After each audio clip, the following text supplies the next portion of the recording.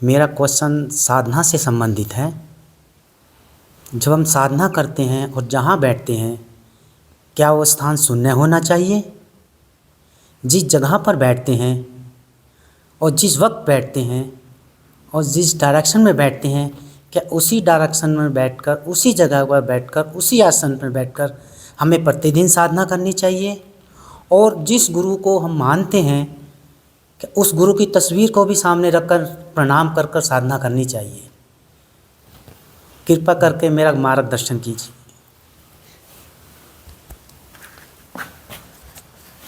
ऐसा होता है कि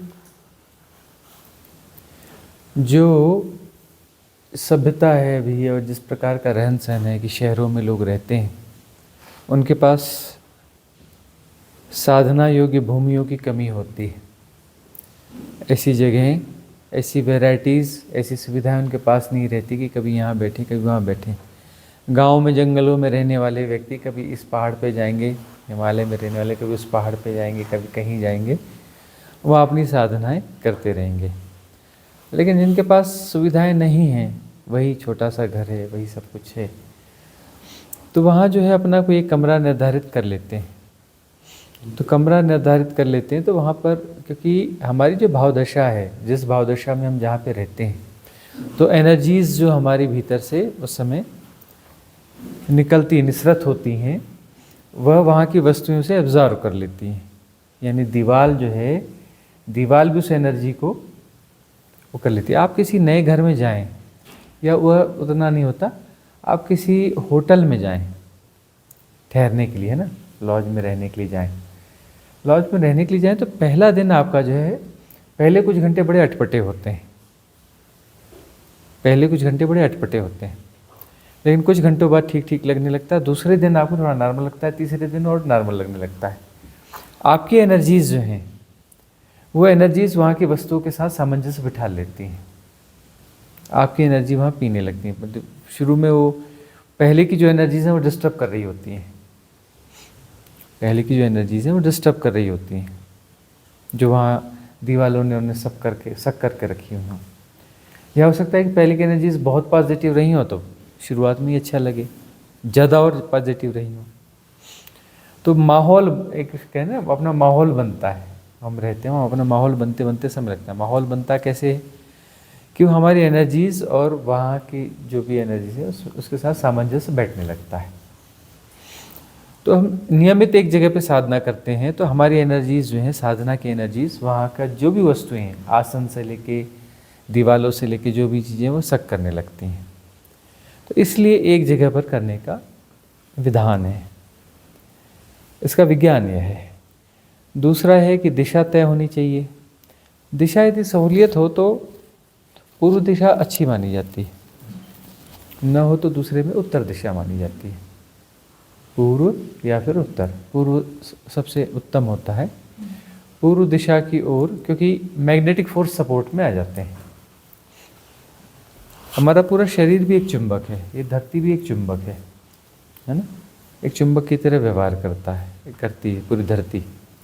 कोई भी एक नॉर्मल मैग्नेट जो है, सुई धागे से आप लटका दोगे, कितना भी गोल गोल घुमाओ, वो नॉर्थ साउथ पोल पे जाके वैसे ही खड़ा हो जाएगा कुछ देर में।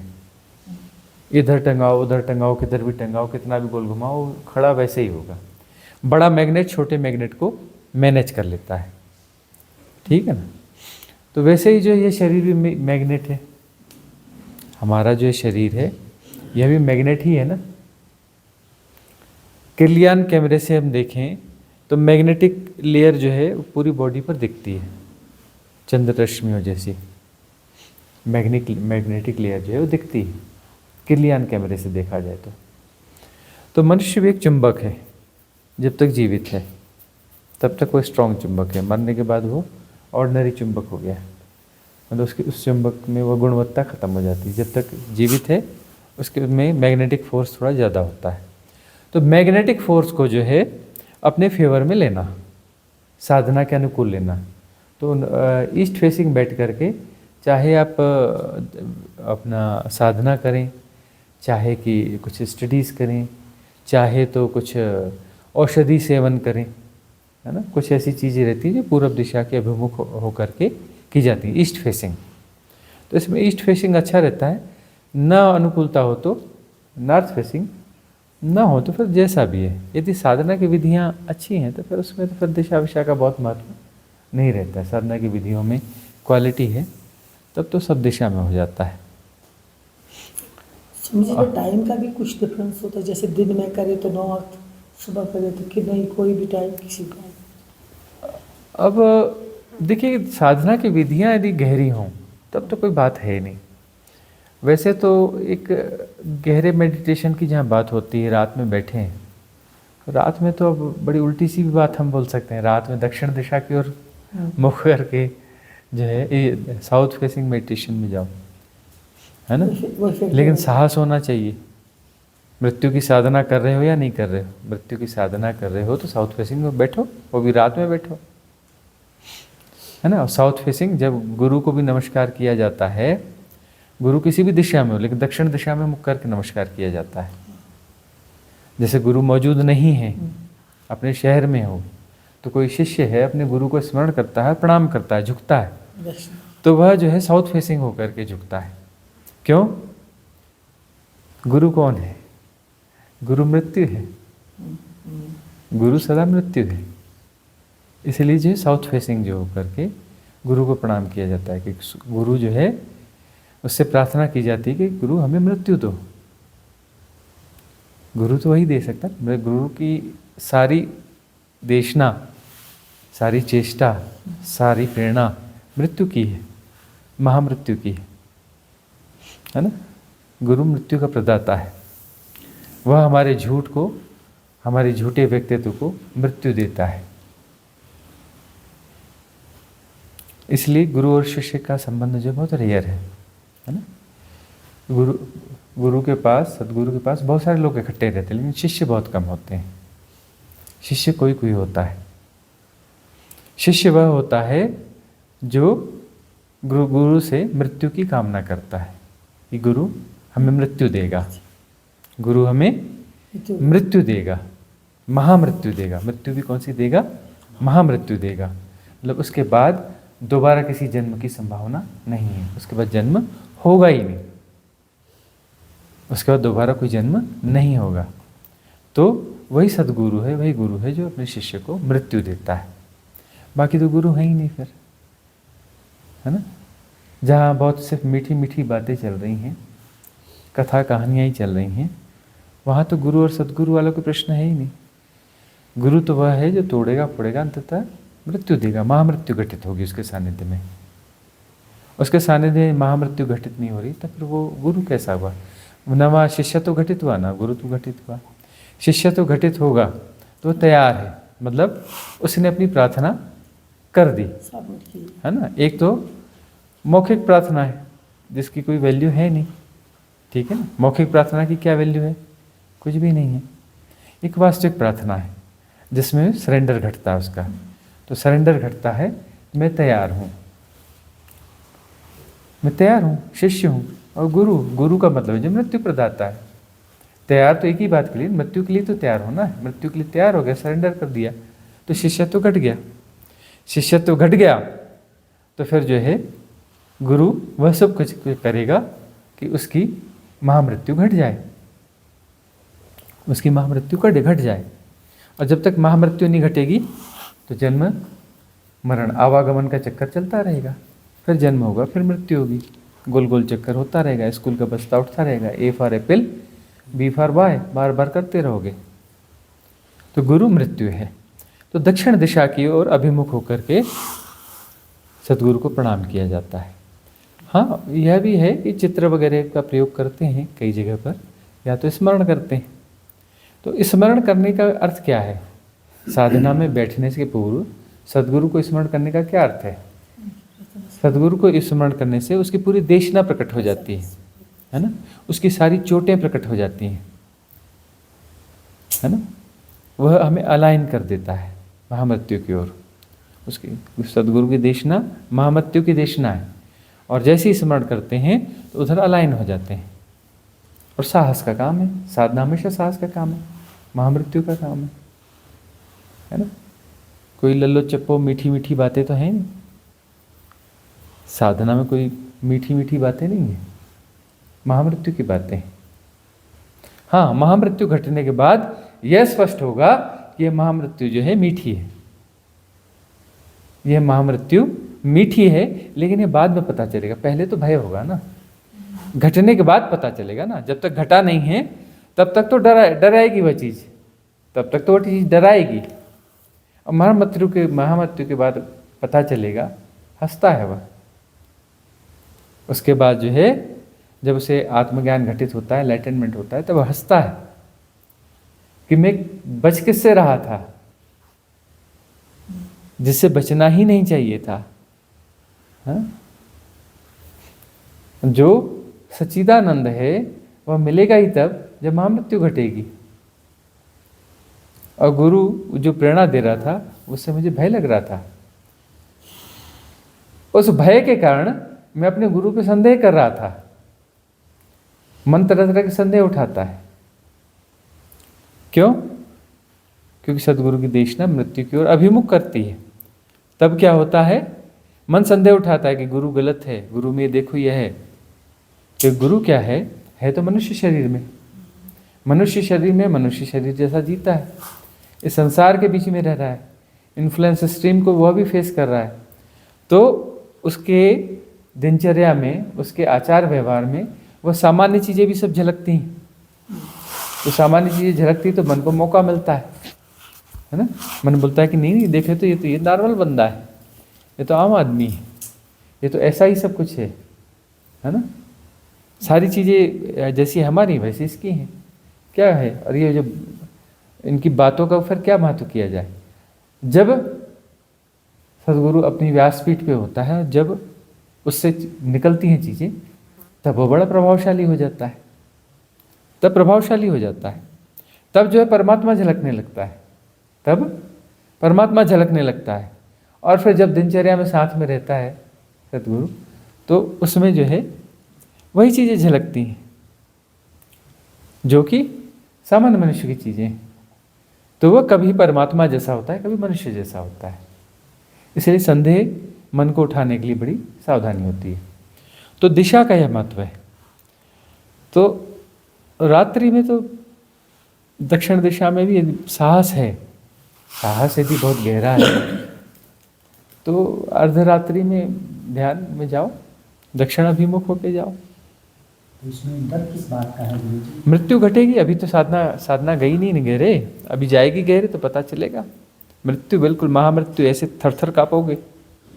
मृत्यु तो उन्हीं चीज़ की है ना, अहंकार की मृत्यु होगी। ये तो कल्पना है, कल्पना की बातें कर रहे हो। आपके अनुभव कहाँ है? आपकी बातों का मूल्य क्या है? कोई मूल्य नहीं। आपके प्रश्न का भी कोई मूल्य नहीं है। आपका कुछ अनुभव है नहीं, कुछ घटा नहीं है अभी। साधना जब गहरी घटेगी तब जाकर के मृत्यु का अनुभव होगा, तब जो है भाग के वापस आओगे। बड़े बड़े साधक, बड़े बड़े साहसी लौट के आते हैं, ऋषि मुनि लौट के आ जाते हैं, है ना। वहाँ से जो है तब गुरु गोरक्षनाथ जी को कहना पड़ता है, मरो हे जोगी मरो, मरो मरण है मीठा, तिस मरणी मरो जिस मरणी गोरख मत मरी दीठा, है ना। हम 1000 बार बोल चुके, लेकिन फिर भी बोलते हैं, सबकॉन्शियस माइंड में डालते हैं। डाल लो इस वचन को गुरु गोरक्षनाथ के, या कबीरदास जी के वचन को डाल लो। कौन सा वचन है? जिस मरने से जग डरे मेरो मन आनंद, कब मरी हो कब भेंट ही हो पूर्ण परमानंद, है ना। बात तो बड़ी मीठी सी है, लेकिन जब मृत्यु घटती है ना तब मीठी नहीं होती। जब मरोगे ना साधना में, तब उल्टे पैर भागोगे ना। अभी भालू की आवाज़ नहीं भी है पहाड़ों में, थोड़ा सा कुछ होता है, सब तब तुरंत लौट के भागते हो, हैं? उसका कोई कहर है रात्रि मेडिटेशन का? जैसे नहीं, रात्रि देखो, जब साधना के लिए अनुकूलता हो और बैठ गए तो शुभ मुहूर्त होता है ना। उस समय घड़ी क्या बोल रही है, पहर कौन सा है, तिथि कौन सी है, इसका कोई महत्व नहीं होता। जब घट रही साधना, जब भी अनुकूलता है, जब अनुकूलता है और जब बैठ गए, वह शुभ मुहूर्त है, वह ब्रह्म मुहूर्त है, सदा ब्रह्म मुहूर्त है। समझिए, जब हम सुबह भी साधना करने बैठे, उस वक्त भी पहले दक्षिण दिशा की ओर गुरु को प्रणाम करना है कि उस वक्त अपनी दिशा में करना? नहीं, वो तो अपनी अपनी अनुकूलता है, पूरा विमुख होके करो, है ना। नहीं जो मृत्यु की साधना, गहरी साधना में जाने वाला है, वह दक्षिणाभिमुख होके करे। जिसे मृत्यु की साधना जो है, मृत्यु की साधना में वह साहस है उसके पास में, वो सचमुच में मुक्ति की साधना में है, महामृत्यु की साधना में, दक्षिणाभिमुख होके करे, है ना। साहस जिसके पास है वो दक्षिणाभिमुख हो जाए, क्या दिक्कत है उसमें। हाँ जी, पूछिए मत। हाँ हाँ। ये आप बोलते ना 48 मिनट्स की जो स्थिरता है लास्ट की, वो स्टार्ट कब से होगी, वो उसका तत्व क्या है, जो 48 मिनट्स क्या तत्व है? हाँ, तो अब ये जो है कोई साधना में बैठा है 1 घंटे से, तो क्या 1 घंटा वो 48 मिनट में काउंट होगा? नहीं होगा ना, विधि में है ना। जब हैपनिंग होगी, ध्यान घटेगा, जब ध्यान घटेगा तब वो 48 मिनट स्टार्ट होगा, लेकिन उस 48 मिनट को काउंट करने वाला वहाँ कोई नहीं होगा, है ना। और उसको काउंट करना भी नहीं, काउंट किया जा रहा है मतलब घटा ही नहीं है। वो तो काउंट, हैपनिंग के बाद में गुणा भाग सारा गायब हो जाएगा, तो 48 मिनट की काउंटिंग भी कुछ नहीं हो रही होगी। इट मींस आफ्टर हैपनिंग होना चाहिए। हाँ, तो हैपनिंग जब होगी तो उस हैपनिंग में विक्षेप रहित अवस्था होगी। विक्षेप रहित से क्या मतलब है? हाँ, विक्षेप का मतलब होता है कोई भी ऐसा द्वंद्व, कोई भी विक्षेप यानी क्या, विचलन, कोई भी विचलन, कोई भी विक्षेप, कोई भी बाधा, कोई भी हलन चलन, इस तरीके से समझो, कोई भी हलन चलन वहाँ नहीं होती। विक्षेप यानी क्या होता है? हलन चलन, देशी भाषा में बोले तो। हलन चलन को क्या बोलते हैं? हलन चलन तो सब समझता है ना। हाँ, हलन चलन कुछ भी हो रही है, कुछ भी मूवमेंट हो रहा है ना, तो वह क्या है? विक्षेप है। तो विक्षेप रहित अवस्था यहाँ पर, वहाँ पर मूवमेंट लेस हो जाते हैं, कोई भी मूवमेंट्स नहीं है वहाँ पर, कोई भी मूवमेंट्स नहीं है। नहीं, विचार नहीं आएंगे ना, विचार भी नहीं आएंगे। विक्षेप रहित अवस्था में कहाँ का विचार, कहाँ का क्या, ना विचार होंगे ना आप होंगे, सिर्फ एक चैतन्य होगा, है ना। सिर्फ एक चैतन्य बोध होगा, परम चैतन्य की अवस्था होगी, निर्विकार निर्विचार अवस्था होगी। और वह निर्विकार निर्विचार अवस्था जो है 48 मिनट तक ही टिक जाएगी, लेकिन उसका कोई काउंट करने वाला मौजूद नहीं है वहाँ पे उस 48 मिनट को, क्योंकि वो काउंट करने वाला है मतलब फिर तो विक्षेप वही हो गया, जो काउंट कर रहा है तो विक्षेप हो गया ना। तो गुजर जाएगा, वो गुजर जाएगा तो फिर हो सकता है वो 2 घंटा, 3 घंटा, 4 घंटा, 5 घंटा बाहर के हिसाब से, क्योंकि वहाँ तो समय है नहीं, समय के पार हो गए वहाँ तो।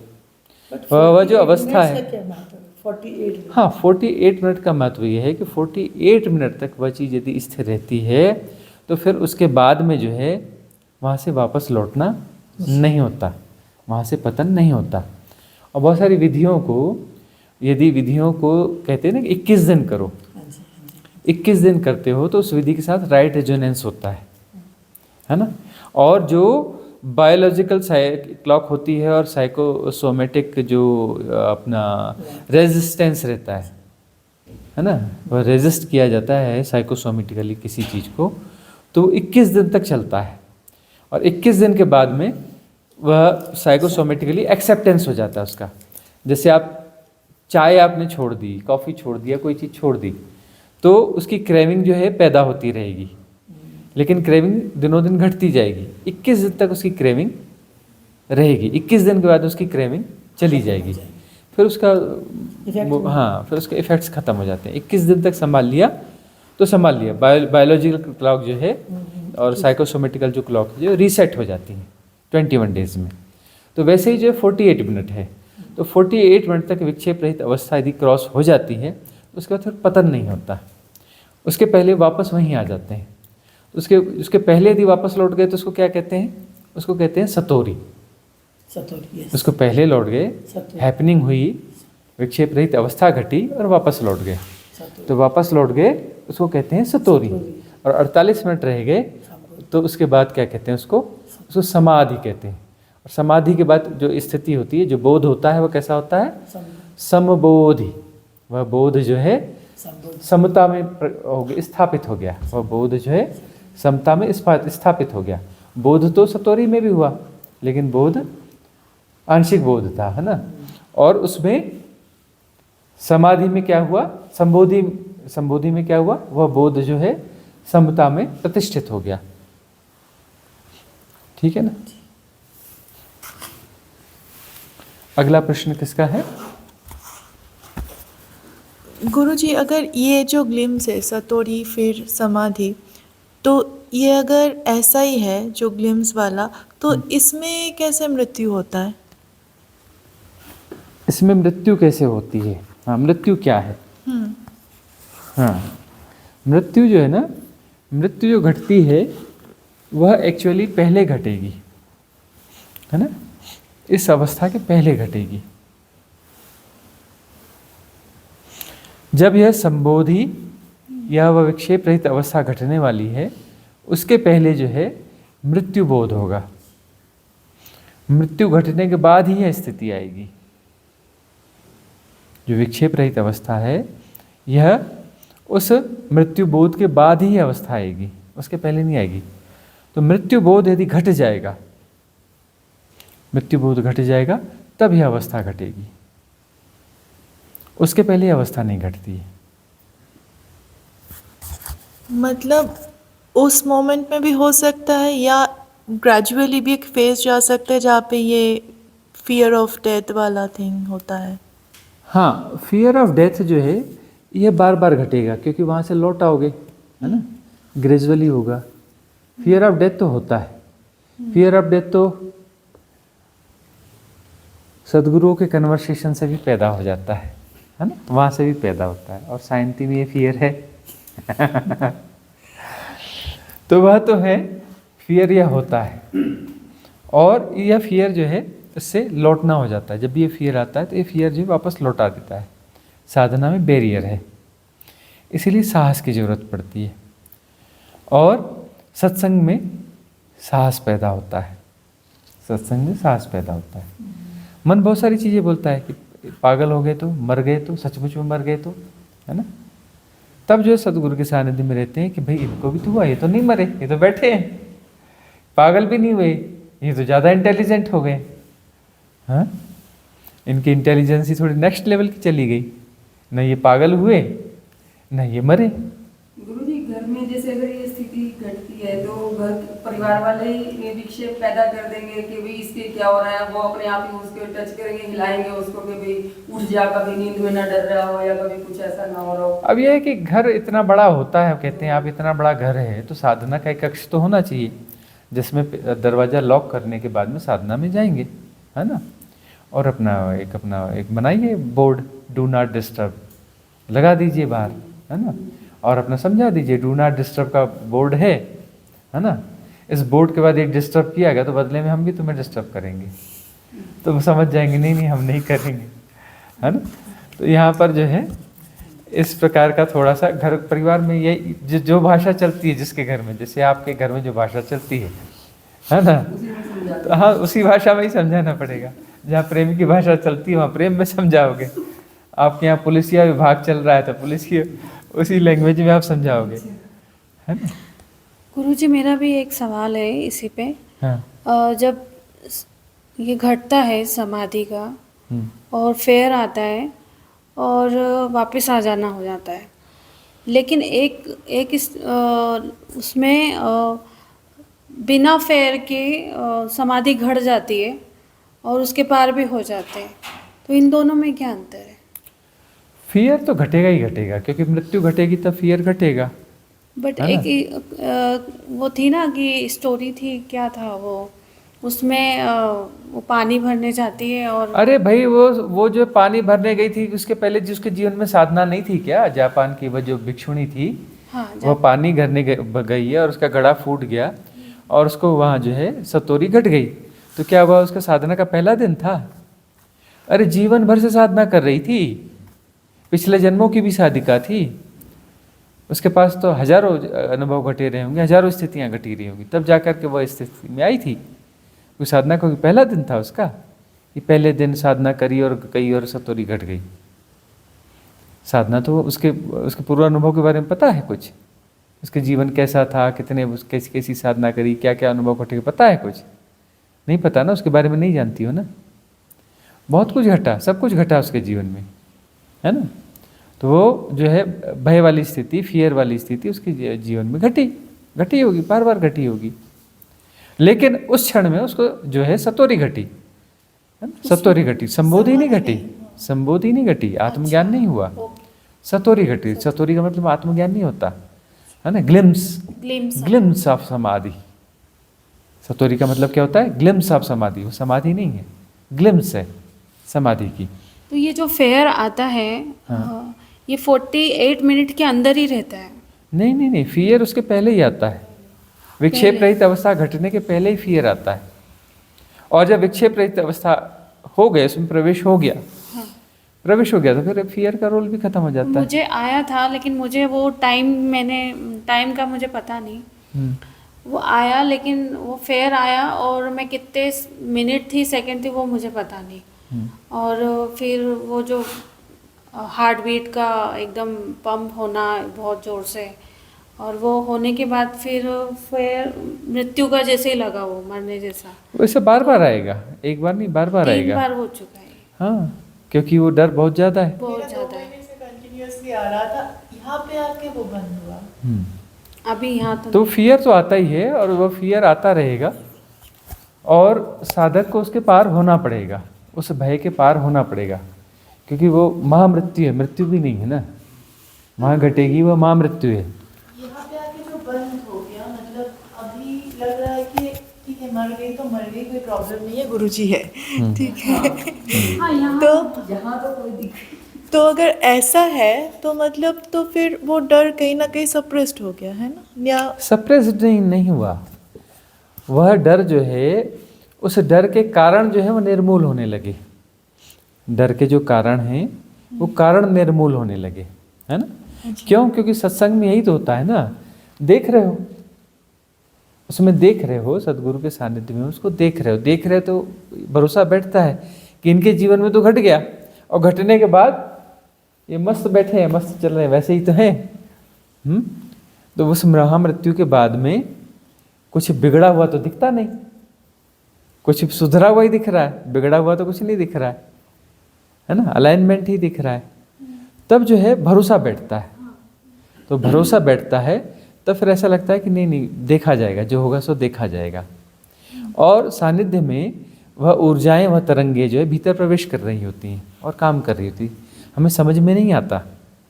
यहाँ हमें लगता है कि साधना, अरे आज दिन में कम साधना हुई, ये हुई वो हुई, ऐसा लगता है, लेकिन उससे कुछ भी ना करो, दिन में काम चल रहा है, दिन और रात में सो रहे तो भी काम चल रहा है। यहाँ संग साथ में सानिध्य में जो भी बैठा है, चाहे वो अपने रूम में है, बिस्तर में है, चाहे कुछ भी कर रहा है, चाहे वॉक कर रहा है, चाहे भोजन कर रहा है, चाहे कुछ भी कर रहा है, उसके अंदर काम चल रहा है, ठीक है ना। डिवाइन एनर्जीज वर्क कर रही हैं, बहुत कुछ काम चल रहा है, और वो समझ में नहीं आएगा, वो तुम्हें यहाँ नहीं समझ में आएगा।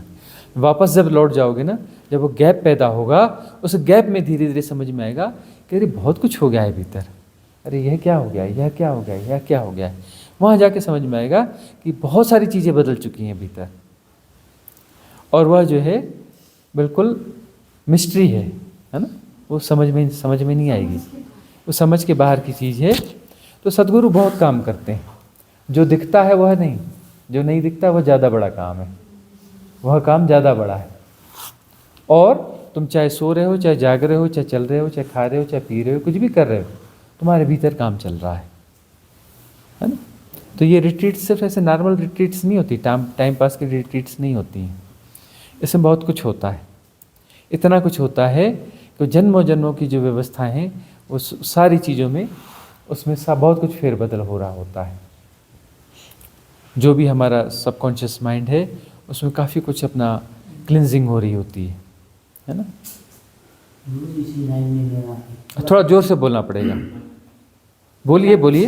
इसी लाइन का मेरा एक और क्वेश्चन है, जैसे कोई साधक बहुत गहरी साधना में जा रहा है और वो उस चीज़ को अपने फैमिली मेम्बर्स को बता देता है कि मैं बंद कमरे में साधना कर रहा हूँ, और मैं वहाँ से 4 घंटे 5 घंटे 6 घंटे तक अंदर रहता हूँ, 1 दिन 2 दिन तक अंदर रहता हूँ, तो देखिए, तो ऐसी स्थिति के अंदर घर वालों को कितना बताना चाहिए कि इतना टाइम वेट करके आप ये देखना, ऐसा ना हो कि वो सोचें कि डैडी हो गया, चलो हॉस्पिटल, चलो यहाँ, इस प्रकार की स्थिति कोई पैदा हो या उससे पहले। अब देखिए ऐसा है कि साधना जैसे जैसे गहराती है ना, तो उसके साथ में विवेक और प्रज्ञा भी गहराती है, वह भी बढ़ती है, विवेक और प्रज्ञा भी उसके साथ में विकसित होगी, और वह निर्णय लेने की क्षमता भी अपने आप आ जाती है, वह साहस भी पैदा होने लगता है वह जो है साहस भी पैदा होने लगता है।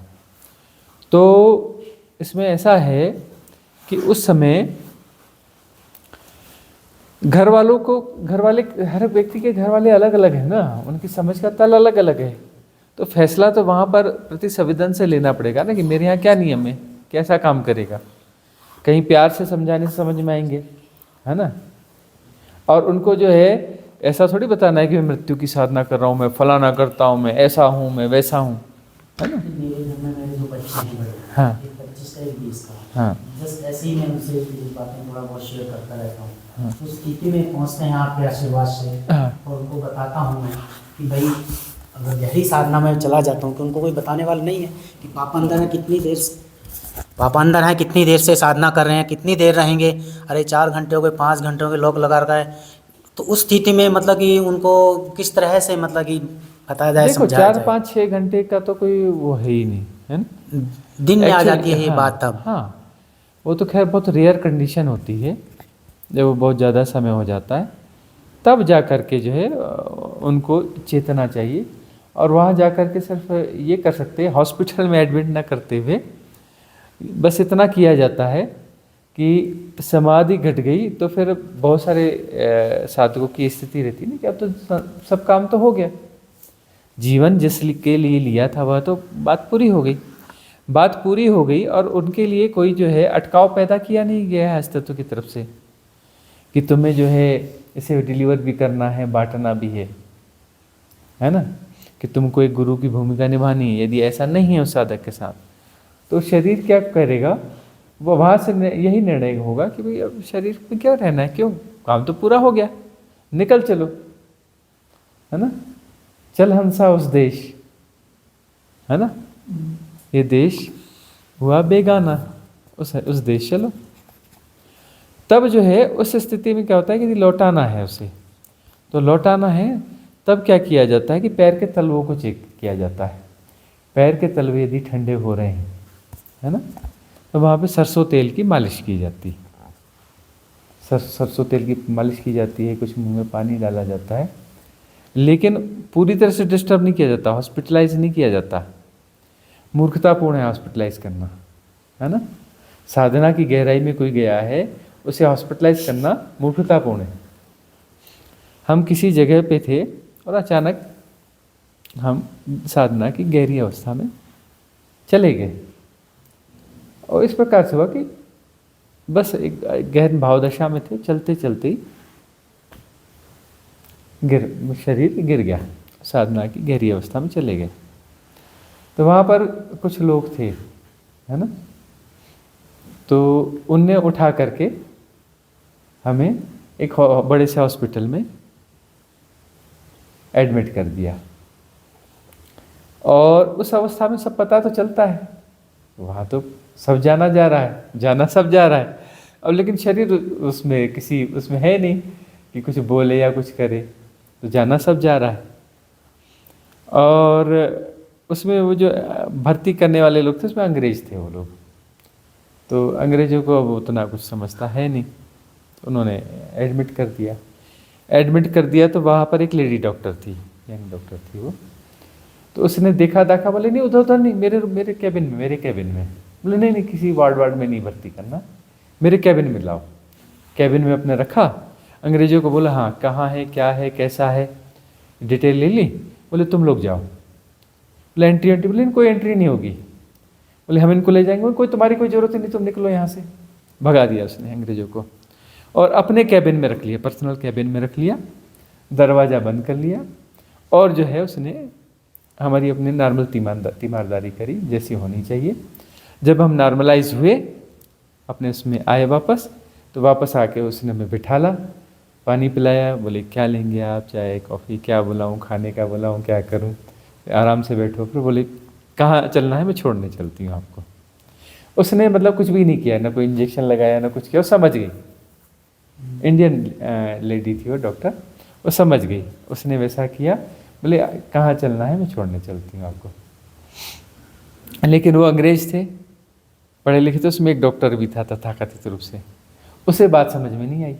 उसने कहा हॉस्पिटलाइज करो, ये करो, वो करो।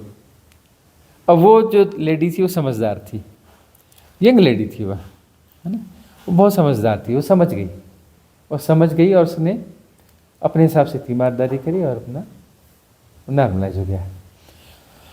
तो पहली बात, हॉस्पिटलाइज तो नहीं करना चाहिए, और ज़्यादा कुछ लगता भी नहीं है, वो तो थोड़ी कुछ घंटे बाद वापस आ ही जाते हैं, जनरली आ ही जाते हैं, ऐसा कुछ होता नहीं। बहुत रेयर कंडीशन होती है, बहुत रेयरेस्ट कंडीशन होती है कि उस समय कोई शरीर छोड़े, और उस समय कोई शरीर छोड़ रहा है मतलब बात पूरी हो गई उसकी, वहाँ भी हानि थी और गुणा भाग का तो मतलब है ही नहीं।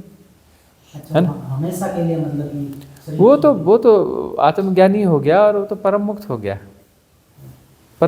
तो शिव हो गया, परमात्मा हो गया, है ना।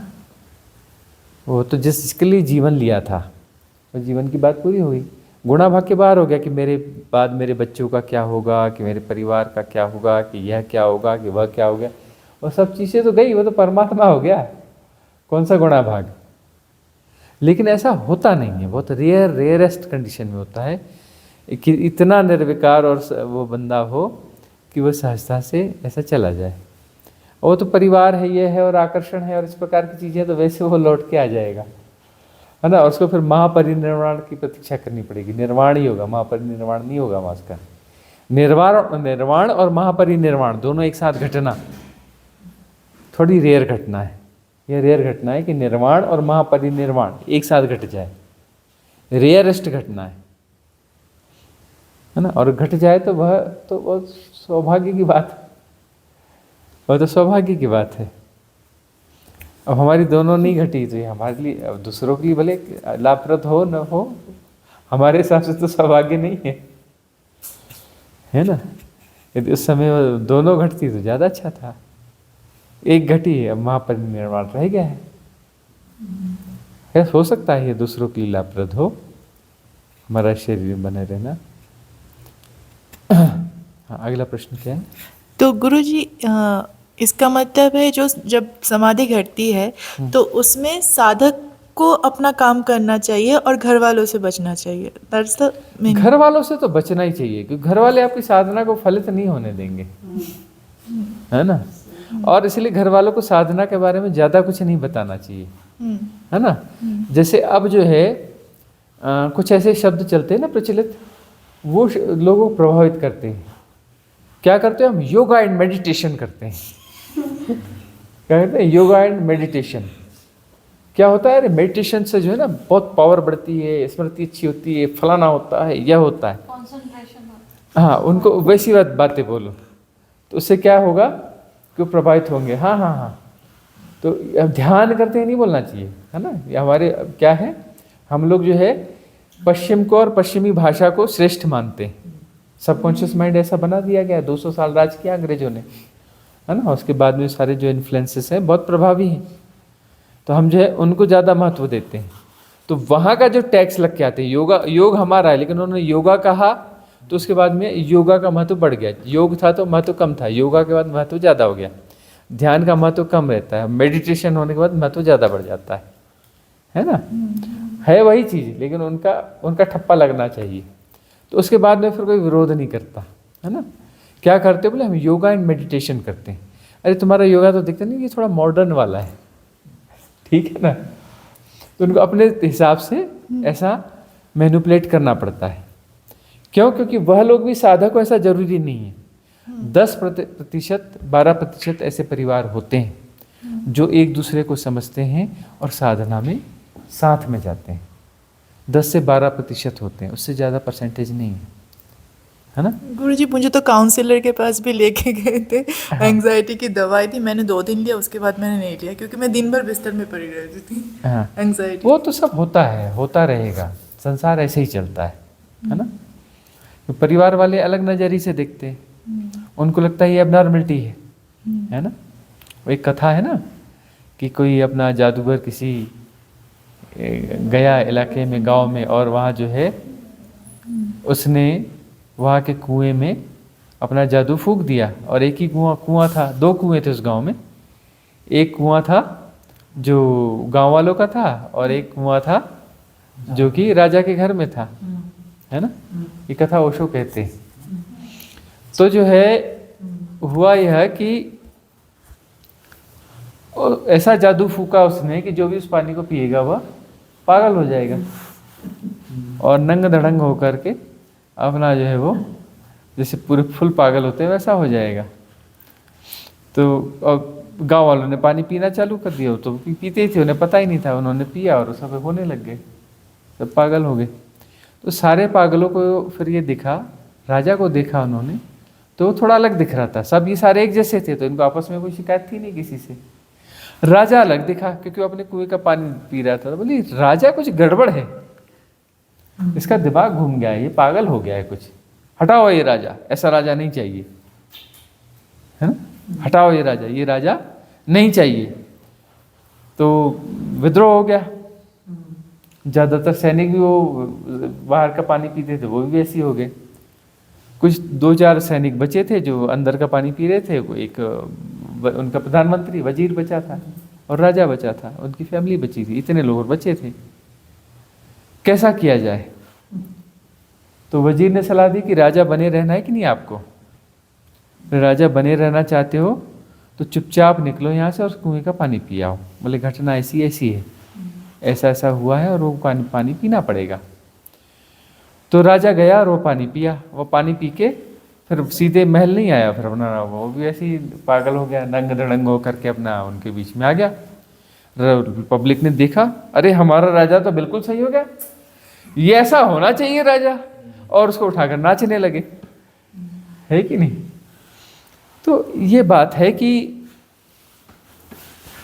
जब वो सारे लोग हैं वैसे ही है ना, सारा संसार वैसा है, उनकी नज़र में जो साधक है वह कैसा हो जाएगा? जो अलाइन हो रहा है, जो साधना में अलाइन हो रहा है ना, राइट अलाइनमेंट में आ रहा है, जिसकी साधना फलित हो रही है, सहज हो रहा है, तो सहजता, सरलता और उसका जो जीने का ढंग जो बदलता है वह उन लोगों को कैसा लगेगा? एबनॉर्मल लगेगा।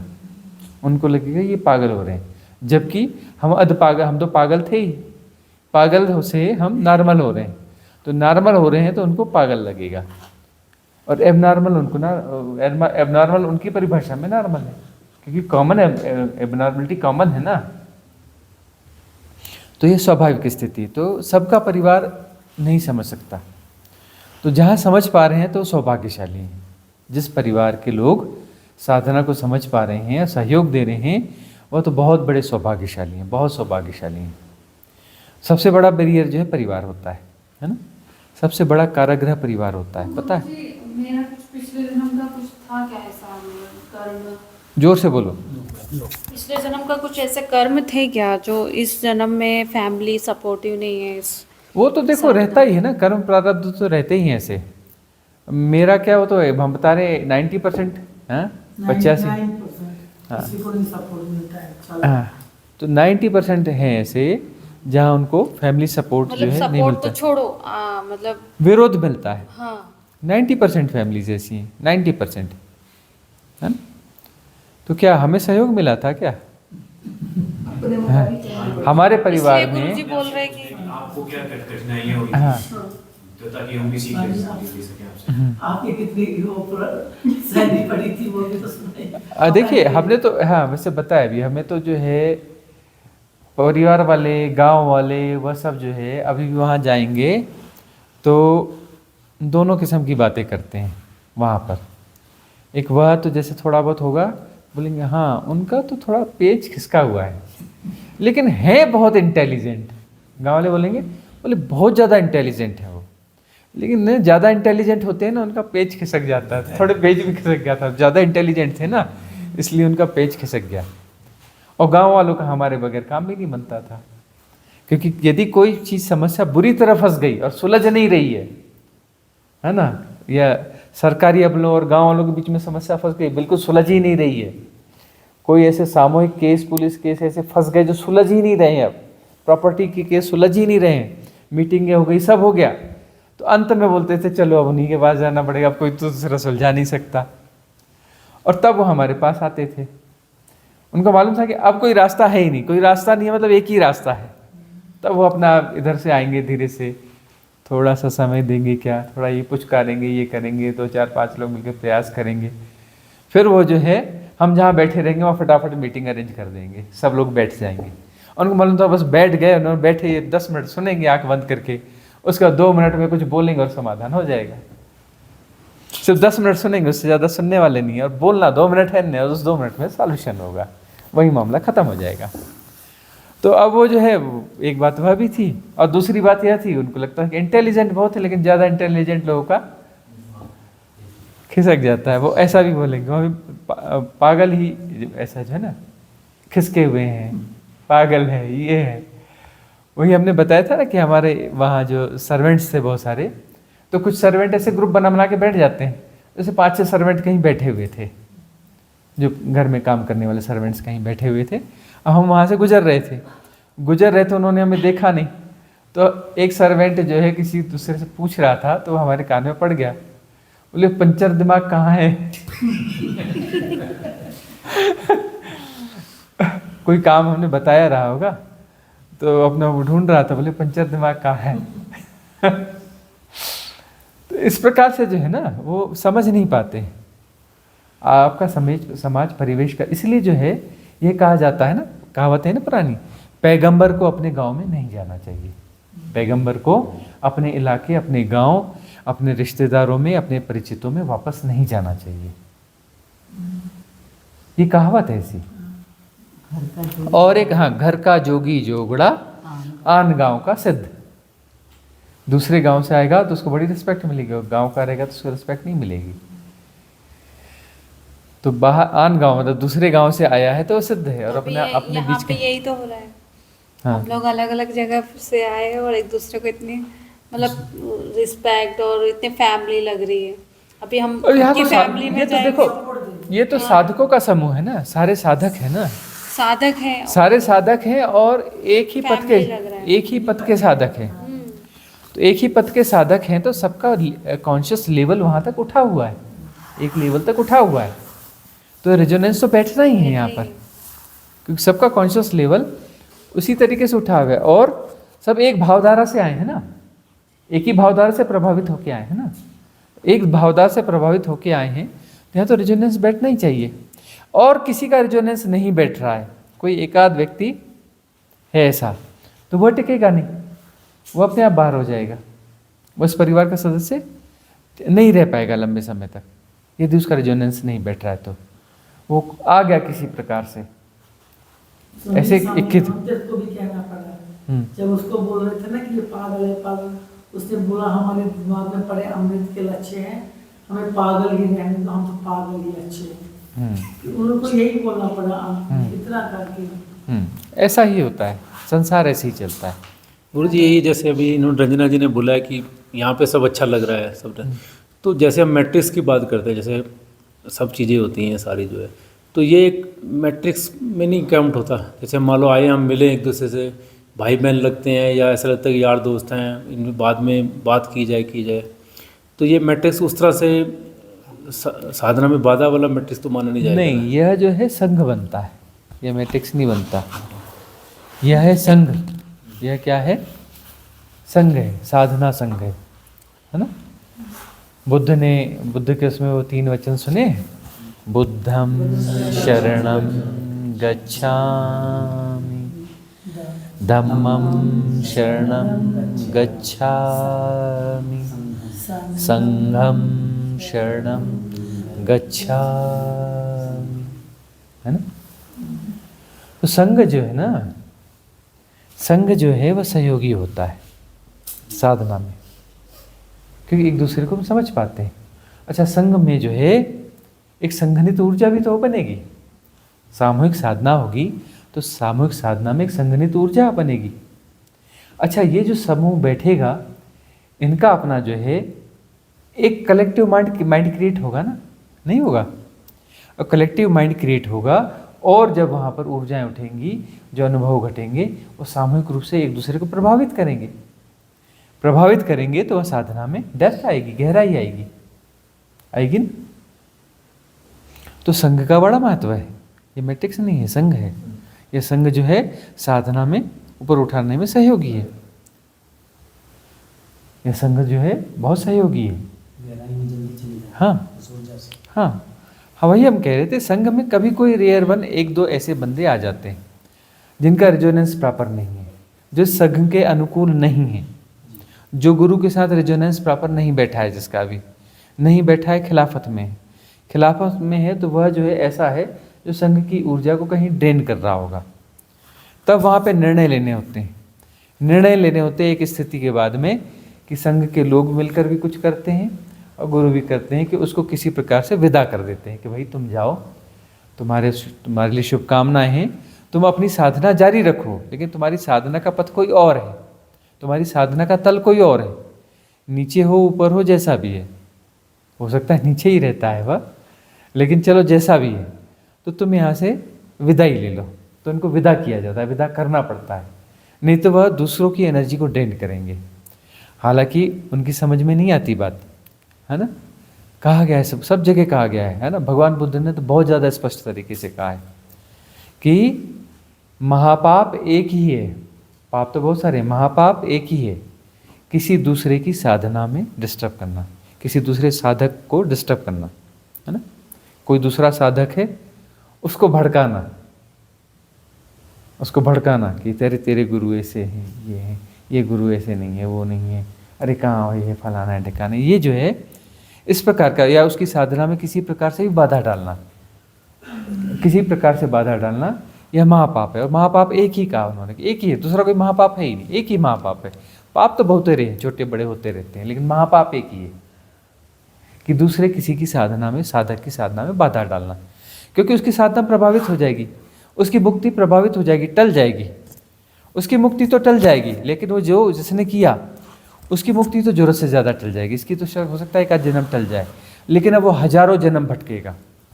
जिसने वह इन्फ्लुएंस पैदा किया वो हजारों जन्म भटकेगा, हजारों जन्म भटकेगा, उसकी मुक्ति नहीं होने वाली, उसकी मुक्ति गई, हजारों जन्म भटकना पड़ेगा, क्योंकि महापाप का भागी हो गया वह फिर कितनी भी साधना करे, कुछ भी करे, कैसा भी करे, उसकी मुक्ति अब आसानी से नहीं होने वाली, वह महापाप का भागी हो गया। पर गुरुजी जोर से बोलो। हाँ, जैसे कि अभी कुछ नया कुछ स्पिरिचुअल कॉन्सेप्ट आया है, ठीक है, तो मैं मेरे कुछ फ्रेंड्स को देखी थी, वो कुछ ट्विन फ्लेम बोल के कॉन्सेप्ट आया, हाँ, ट्विन फ्लेम, हाँ। ठीक है, तो मैं मेरे कुछ फ्रेंड्स को देखी थी, तो मुझे वो सही नहीं लगा। और यूट्यूब पे कुछ लोग हैं जो सोल्यूशन देते हैं, उनका इनर वर्क वगैरह कुछ रहता है वो लेते हैं, फिर उसके लिए बहुत लमसम अमाउंट चार्ज करते हैं। तो फिर मैंने उनको मना किया, मैंने तो क्या मैं वो इन्फ्लुएंस डाल रही हूँ? नहीं, यह समझने की बात है। हमने कहा साधक, है ना, और उसकी साधना में बाधा पैदा करना, है ना। साधक किसको कहते हैं? जो साधना के मार्ग पर है और किसी गुरु सदगुरु के साथ जुड़ा हुआ है ना। ऐसे तो बहुत सारे इन्फ्लुएंसर्स हैं, ये इन्फ्लुएंसर्स हैं, ये कोई अपना गुरु थोड़ी ना है ना। नहीं, वो समझते हैं, तो वहाँ पर तो यह कोई विरुद्ध बात नहीं हुई, वो तो इन्फ्लुएंसर्स हैं, वो कोई गुरु तो है ही नहीं, वो इन्फ्लुएंसर्स हैं। और इन्फ्लुएंसर्स हैं और वह अपना जो है वो अपना महंगे कोर्सेस खरीद रहे हैं और वहाँ पर जो है कोई ट्विन फ्लेम और फलाना और 5D और ये और वो बहुत सारे चक्करों में पड़े हुए हैं। तो वह वहाँ तो कोई साधना वाली बात वहाँ है नहीं ना, वहाँ गहरी साधना की कोई बात नहीं है, वहाँ तो इन्फ्लुएंसिंग है और वहाँ कोई गुरु है ही नहीं, वहाँ कोई गुरुत्व घटा नहीं है ना।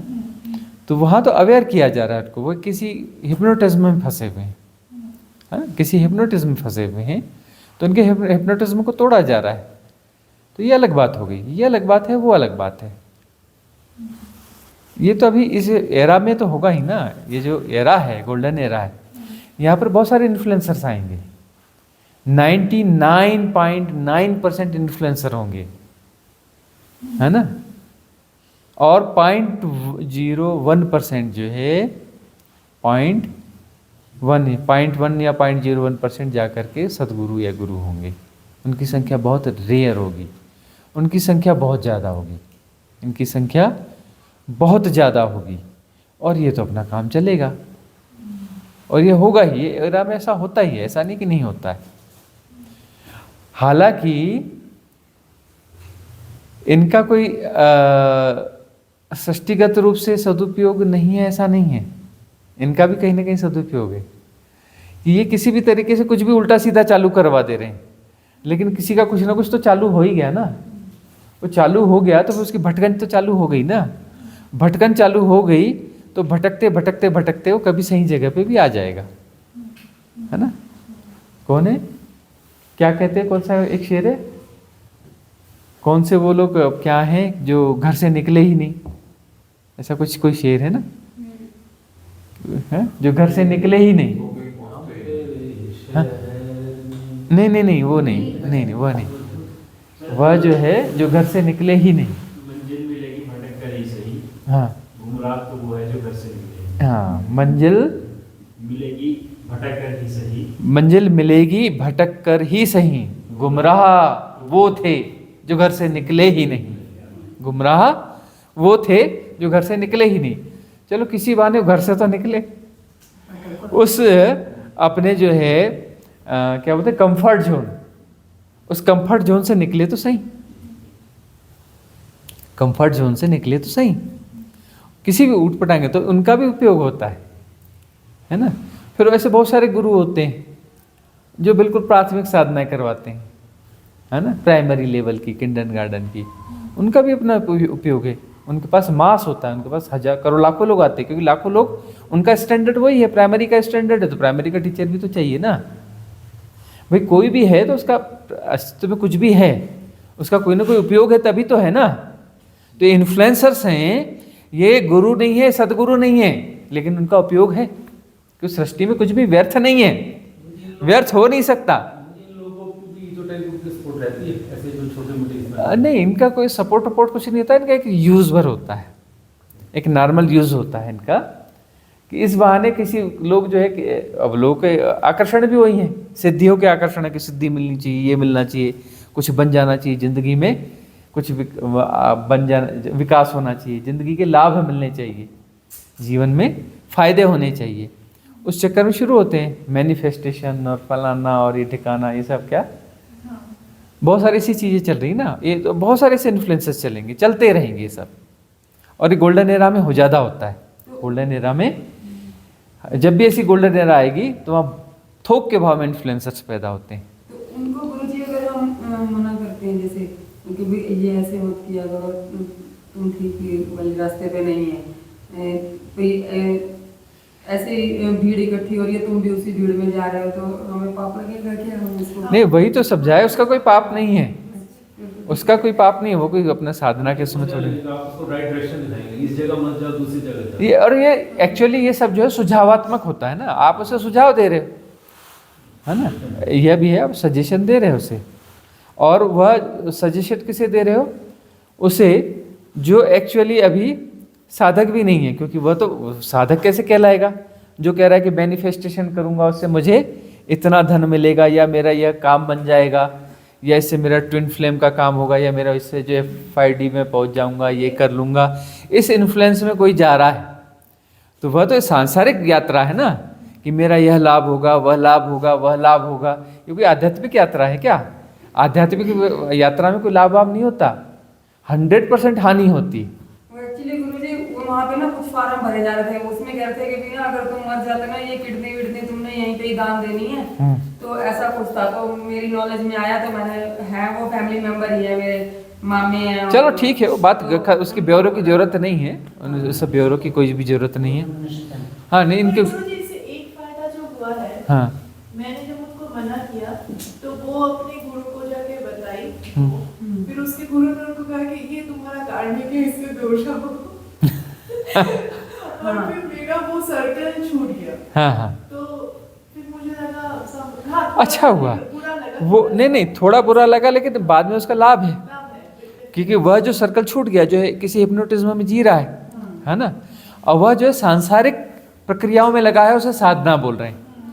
ये इन्फ्लुएंसर्स क्या करते हैं? इन्फ्लुएंसर्स जो है आपको सांसारिक दौड़ में लगाते हैं और उसको चोला पहनाते हैं किसका? आध्यात्म का। अब जो है मैनिफेस्टेशन से लाभ प्राप्त करना है, ये क्या आध्यात्मिक कृत्य है, आध्यात्मिक यात्रा है। किसी ट्विन फ्लेम को ढूंढना है तो ट्विन फ्लेम को ढूंढना कोई आध्यात्मिक यात्रा है। ये तो सब सांसारिक गुणा भाग वाली बातें हैं ना, लेकिन इनको चोला क्या पहनाया जा रहा है? आध्यात्म का। पर गुरु कैसे ट्विन आँख खोल देते, मतलब ये क्या कॉन्सेप्ट मतलब होता है? अरे ये सब फालतू की बहुत सारी चीज़ें चल रही हैं, अभी तो ऐसी हजारों चीज़ें आने वाली हैं, काहे चिंता कर रही हो, गोल्डन एरा है ना।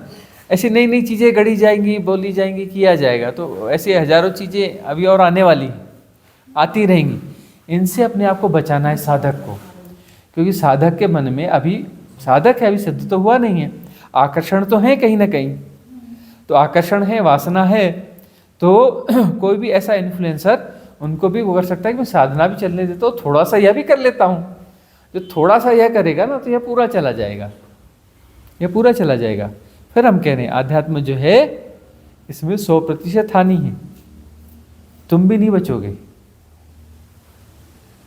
है ना, तुम भी नहीं बचोगे, पूरे जाओगे, 100 के 100% हानि है ना। पूरा सेपरेशन चला जाएगा, जो तुम हो चला जाएगा, और जब तक तुम नहीं जाओगे परमानंद नहीं मिलेगा, सच्चिदानंद नहीं मिलेगा, है ना। जब तक तुम्हारा करोड़ों की संपत्ति छीनी नहीं जाएगी तब तक तुम्हें सम्राट नहीं बनाया जाएगा।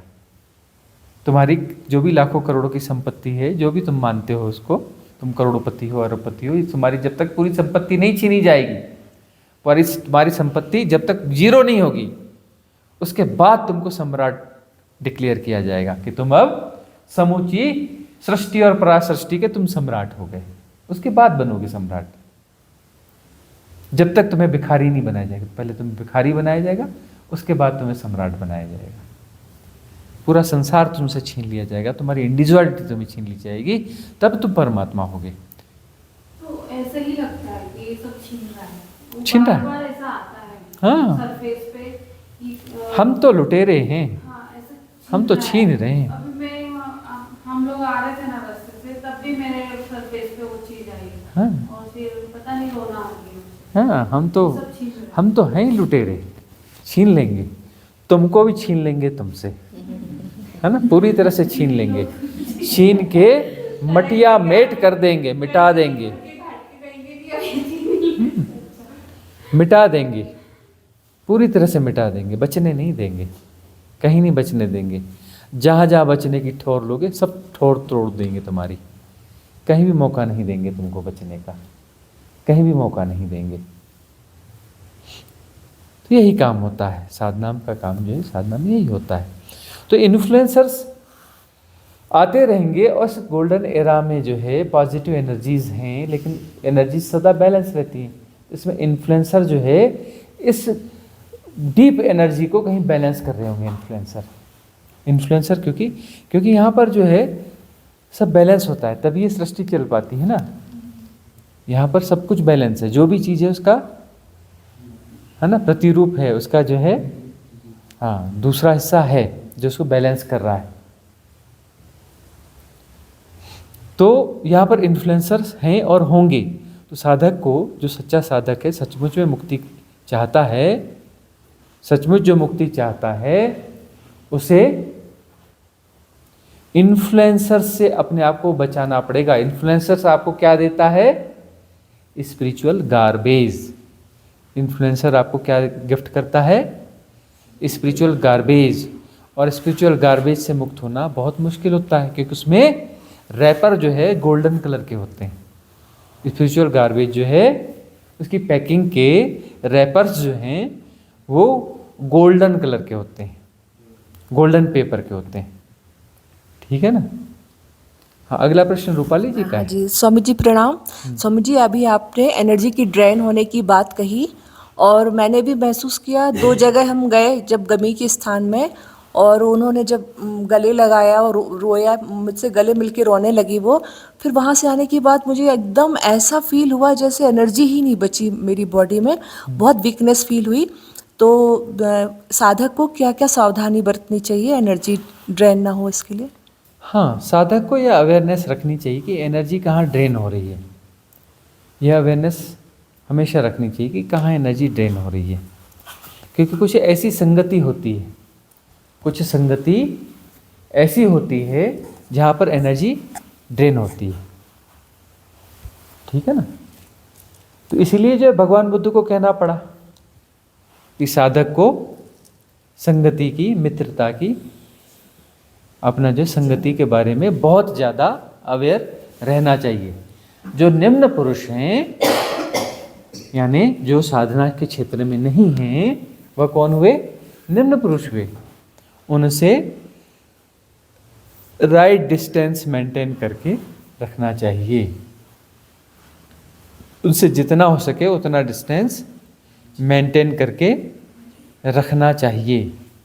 और जो मध्यम पुरुष हैं उनसे औपचारिक मित्रता रखनी चाहिए। मध्यम पुरुष यानी जो कि साधक है, साधक है और तो वो भी दूसरे साधक हैं, तो साधकों से औपचारिक मित्रता रखनी चाहिए। और अपने साधना के अनुभव किसी को शेयर नहीं करना चाहिए। दूसरों के साधना के अनुभव से लेन देन रखना भी नहीं चाहिए। ठीक है ना? तो क्या है, मध्यम पुरुष के साथ में बातचीत में बहुत सावधानी रखना चाहिए, क्योंकि मध्यम पुरुष की परिचर्चा भी जो है हानि दे सकती है। मतलब जो साधक आपस में हैं, इनकी आपस की जो परिचर्चाएं हैं वह भी, क्योंकि वो अपनी अवधारणा निकाल के अब वो गिफ्ट कर देगा। हाँ, एक प्रॉब्लम उसने और क्रिएट कर दी, एक बैरियर हमारे अंदर भी खड़ा कर दिया। ये ऐसा नहीं ऐसा होता है, वैसा नहीं वैसा होता है, ये ऐसा करना चाहिए वैसा करना चाहिए। साधक ने अपना ज्ञान बघार दिया दूसरे साधक को, अब उसके साथ तो प्रॉब्लम क्रिएट हो गई। उसने सोचा ये अभी साधक है, इसने बताया, अब वह उसके अंदर घुस गया तो मतलब अब उसकी साधना जो है, साधना का काल बढ़ गया। हो सकता है कि वह साल भर में आत्मज्ञानी होता, अब हो सकता है कि 2 साल में हो, 3 साल में हो। अब उसकी साधना का काल बढ़ गया, अब उसकी मुक्ति टल गई, है ना? उसकी मुक्ति टल गई क्योंकि उसको किसी ने ज्ञान पिला दिया, किसी अपने ग्रुप के साधक ने ज्ञान पिला दिया। तो जो ज्ञान पिला दिया, अब उसकी मुक्ति टल गई। समय ज़्यादा लगेगा, क्योंकि अब ये बैरियर्स जो है, ये नई अवधारणाएं जो गिफ्ट में मिली हैं, इनकी क्लिनजिंग करनी पड़ेगी। क्लिनजिंग कितने समय में होगी? हो सकता है क्लिनजिंग लंबे समय में हो सकता है क्लिनजिंग हो ही ना, एक जन्म और लेना पड़े। तो साधक जो गिफ्ट कर रहे हैं एक दूसरे को, ये मध्यम पुरुष जो गिफ्ट कर रहे हैं एक दूसरे को, वहाँ भी सावधानी की जरूरत है। यदि कोई दे ही रहा है तो बड़े तटस्थ भाव से सुनो, भीतर नहीं घुसने देना उसको। भीतर घुसने दिया ने गए काम से। साधना का काल लंबा तो होगा ही होगा। हो सकता है कि स्कूल का बस्ता उठाने का कारण भी बन जाए, है ना? और वो बहुत सारे साधकों में होता है कि वह अपना ज्ञान देते हैं, दूसरे साधकों को अपना ज्ञान पिलाते हैं, और यह हार्मफुल है। तो मध्यम पुरुषों से औपचारिक संबंध होने चाहिए। ठीक है ना? औपचारिक हंसना बोलना, ये वो सब नॉर्मल सा होना चाहिए। आध्यात्मिक और ये सब ज्ञान बांटने वाली बात आए, एकदम से चैतन्य हो जाना चाहिए कि ये गार्बेज मैंने नहीं लेना है, ये गार्बेज मैंने नहीं लेना है। स्पिरिचुअल ज्ञान नहीं लेना है। स्पिरिचुअल ज्ञान लेने के लिए कौन होता है? सद्गुरु होते हैं। किसी साधक से स्पिरिचुअल ज्ञान नहीं लेना है। कोई दे रहा है, बार बार ज्ञान दे रहा है, तो सावधान। तब कैसा होना है? सावधान। और सावधान होकर के ऐसे साधक से फिर दूरी बना के रखनी है। नॉर्मल बातचीत, जैसे ही उसने ज्ञान पिलाना चालू किया, तुरंत उठ के मेरे को काम है, उठ के वहाँ से खिसक जाओ, नहीं लेना, नहीं तो जीवन व्यर्थ जा सकता है। इसलिए बहुत कठिन है डगरपन घट की, ये ख्याल रखना। इससे बहुत ज़्यादा सावधान रखना है। इन्फ्लुएंसर्स, तो ये जो मध्यम पुरुष है, मध्यम पुरुष भी तो इन्फ्लुएंसर है ना। सुनरा गुरु को ही है, उसी गुरु की वाणी को थोड़ा अपनी चीज़ें मिश्रित करके, ये ऐसा है लेकिन ऐसा ठीक है, उसको थोड़ा अपडेट कर रहा है अपने हिसाब से, अकॉर्डिंग टू इटसेल्फ, अपने खुद के, है ना, अपने खुद के अकॉर्डिंग उसको जो है मॉडिफाई कर रहा है, अपडेट कर रहा है, मतलब अपना गार्बेज उसमें मिला दे रहा है। ठीक है ना? अब दूध है, दूध का गिलास है, उसमें उसने 1 बूंद अपना गंदम मिला दिया, क्या दूध अब पीने योग्य रह गया? 1 बूंद गंदगी मिलाने के बाद या 1 बूंद पॉइजन मिलाने के बाद वह दूध काम का रह जाएगा? नहीं रह जाएगा ना। 1 बूंद भी उसने मिलाया तो वो तो हो गया पॉइजन, वो दूध नहीं रहा फिर। ठीक है ना? तो वो मध्यम पुरुष से भी कैसा रहना चाहिए, सावधान रहना चाहिए। और वे मध्यम पुरुष क्या है कि दूसरे को हानि पहुंचा रहे हैं, क्या खुद को नहीं पहुंचा रहे, उसका भाग उनको मिलेगा, उसका प्रतिफल कर्म प्रारब्ध उनका क्रिएट होगा, उनकी साधना भी पतित होगी, उनका साधना काल भी बढ़ेगा, उनकी मुक्ति डिले हो जाएगी। ऐसे साधकों की मुक्ति जो है वह भी डिले हो जाती है। ये अक्सर ऐसा देखा गया है, जैसे जो जो गुरु को फॉलो करते हैं ना, वो अपने गुरु की विशेषता कुछ ज़्यादा करते हैं। जैसे आप हम कर रहे हैं अपना बताएंगे, वो अपना ओवर कर रहा है, ये तो कुछ नहीं करो, वो करके देखो हमारा इतना है, ये बड़ी ज़्यादा रहती है प्रॉब्लम। हाँ वो सुपर इम्पोज करते हैं अपने आइडियाज पर, अपने जो हाँ, कुछ लोग सुपर इम्पोज करते हैं, यह भी बड़ी गड़बड़ बात है ना। हमारे बीच में भी एक दो लोग हैं जो इधर उधर हम आते जाते हैं तो सुपर इम्पोज करते हैं। तो हम उनको सोच रहे थे कि डंडा कहाँ मारे, आज आपने वो मामला उठा दिया, है ना। तो वो अपने भीतर देखें। और ये लोग बहुत खतरनाक होते हैं, जो सुपर इम्पोज करने वाले लोग रहते हैं ना, सावधान रहना, ये बहुत खतरनाक होते हैं, है ना। ये अपनी किसी मानसिक बीमारी को जी रहे हैं, है ना, अपनी मानसिक बीमारी को जी रहे हैं ये। और ये जिस दिन ऐसे लोग क्या है, उसी गुरु के किसी दिन खिलाफ भी हो जाते हैं।